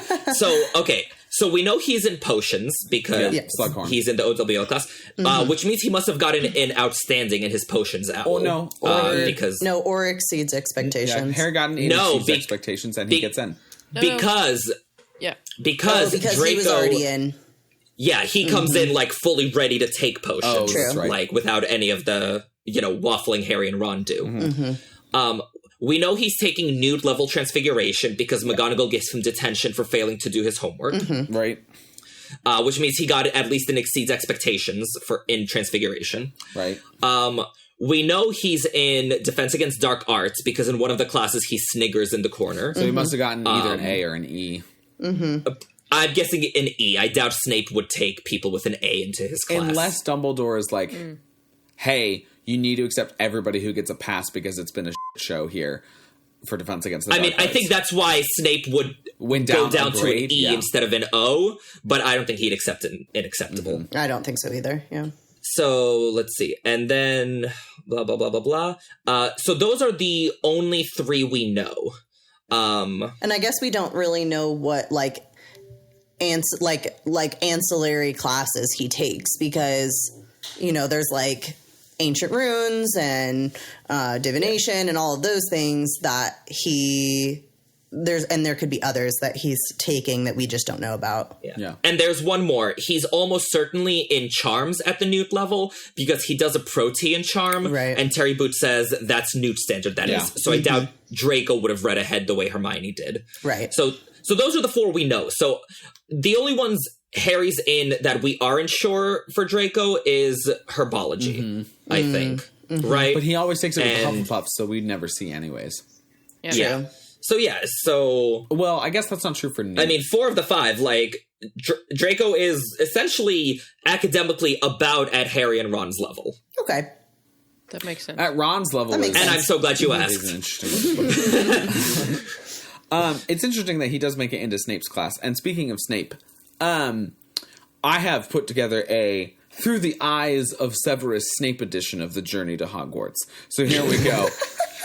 In Sorcerer's Stone, we've got Severus Snape witnessing Harry for the first time going, holy crap, this kid's James Incarnate, and I hate him immediately. He's terrible, awful. Everything about him is, wait a second, are those eyes green? In Chamber of Secret, we've got, nope, he's definitely James. Look at him trying to fly to school like a freaking rock star. Kick him out, Dumbledore. Do it. Do it now. Damn, this feels like Christmas was canceled. Then we've got Prisoner of Azkaban. He's like, the Dementor, it didn't suck out his soul? Damn. What? No, Dumbledore. I need him alive, not with a personality. Then we've got Goblet of Fire, which is him just being like, ugh, I should have taught at Durmstrang. I don't want to pull up with any of these games. Then we've got probably the most out of left field version of these, Order of the Phoenix, where in my head, Snape isn't a bat animagus, he's a Thestral animagus, and he's like head Thestral, and he helps bring all the carriages to the school. And so Harry is the one that sees them, and he's like, I'd feel a little bad about a student seeing a Thestral, but I'm glad Cedric's dead, and Harry has some PTSD to sober him up and make him more like Lily and less like James. You know, I very rarely say this, but I feel like you are being too harsh on Snape. In Half-Blood Prince, we've got Snape. Ooh, my hand hurts from high-fiving Malfoy so hard. Oh, good. Potter looks scared of me. Better make him feel like an absolute idiot. Don't worry, I won't rub it in that Sirius got killed by his own family, but man, this feels like Christmas Day. So, you know, I'm being kind to him there, Irvin. There you go. He didn't goad him about Sirius. And then we've got Deathly Hallows, where one of the Carrows is up telling him that Harry's arrived, and he's quickly shoving his picture of Lily under the desk, and he's like, Harry's here, amazing, and does he have the sword of Gryffindor? What? He doesn't have the sword of Gryffindor? What did he do with it? I mean, obliviate. Yeah, something like that was probably going through his mind.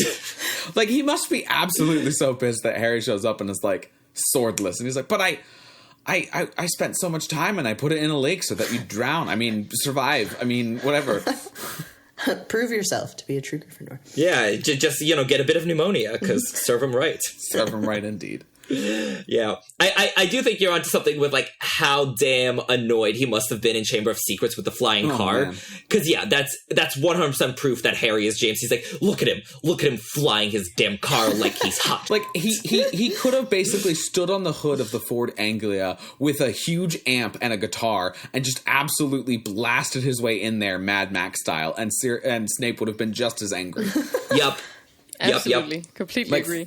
Flying through the, like, stained glass window of Salazar, completely destroying it in Chamber of Secrets, and just being like, yeah, Jack Black style. And Snape would have been like, oh, sorry, Lily, Avada Kedavra. I'll keep the eyes in my pickle jars. That's so dark.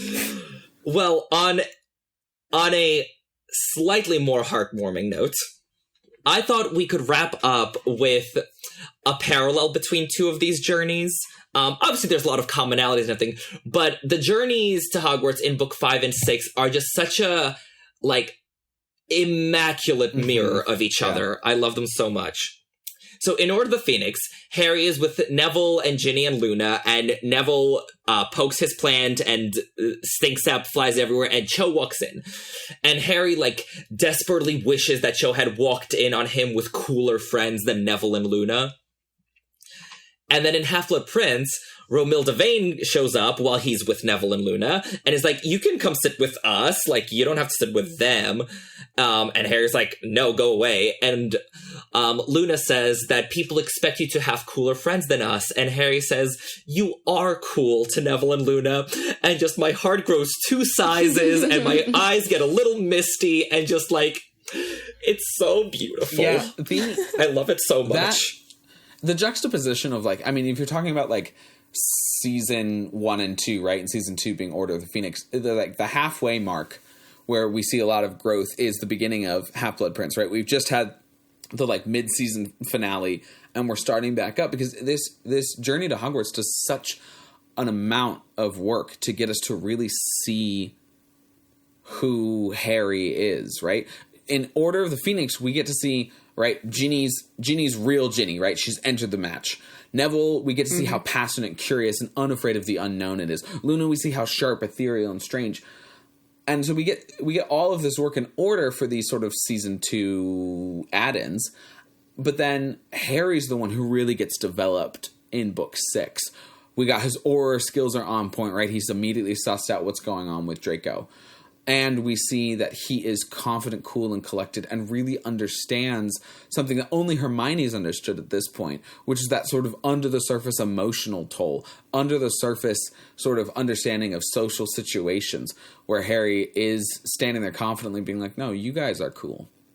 Yep. Yeah, I definitely, it really does. I mean, as you kind of were just saying, like, it really shows how much Harry has grown as a person. You know, he goes from classic moody teen, feeling abandoned by his friends, wishing he could impress the girl he likes, to then just being, you know, self-assured in who he and his friends are and what they have accomplished, what they can continue to accomplish. And this, I mean, it was a moment, it's such a small moment, but it is a moment where I think the first time when I was reading it, I kind of went, okay, like, he gets it now. Like, he's not just dwelling in his own head anymore. You know, he's looking out for the people around him, and he understands what really makes, not that he hasn't known what makes a good friend up until now, but he understands it now. He really, like, can process that Luna and Neville are going to stick around and fight by his side, and that all these other people who only like him because he's famous, which, you know, Cho may have had better intentions than that, but, you know, liking him in general just because of, not necessarily for, like, all the right reasons, we are assuming. But, you know, he's now like, oh, well, these are the kind of people that I need to be surrounding myself with. Yeah, I think Romilda Vane, again, to mention her, is a great, you know, orchestrator of this, because she enters the game, or she enters the compartment, to sort of, wanting to sex up Harry in like a better phrasing. Mm-hmm. And he doesn't want any part of it. He doesn't care. Mm-hmm. Yeah.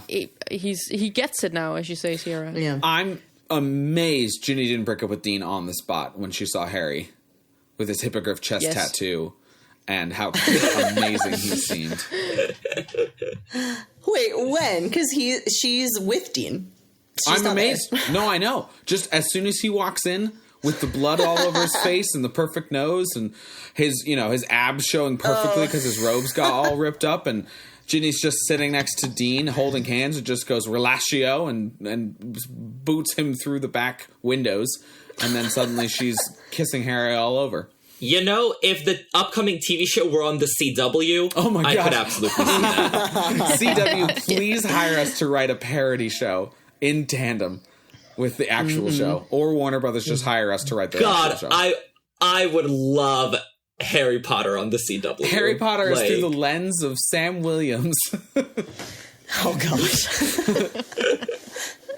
Sounds like a wild ride. It would be. I'm in for it. It would be. Hey, Irvin. Yeah? Hey, Irvin, what's playing on the pub's jukebox today? Well, today we're going to be listening to a really sweet song called Hogwarts Train by Let's Lumos, which is just about how, wonderful it is to be taking the train to Hogwarts. On a day when, the sun's shining and you're chilling with your friends in the compartment, and just, I love this song. Oh, rushing past ocean sky, and the colors grow by as we fly, and we're leaving our troubles behind, yeah, we're leaving our troubles behind, and we'll travel past sunshine or rain, while we sit and laugh and play funny games, while we're taking a ride on the train, yeah, we're taking a ride on the train.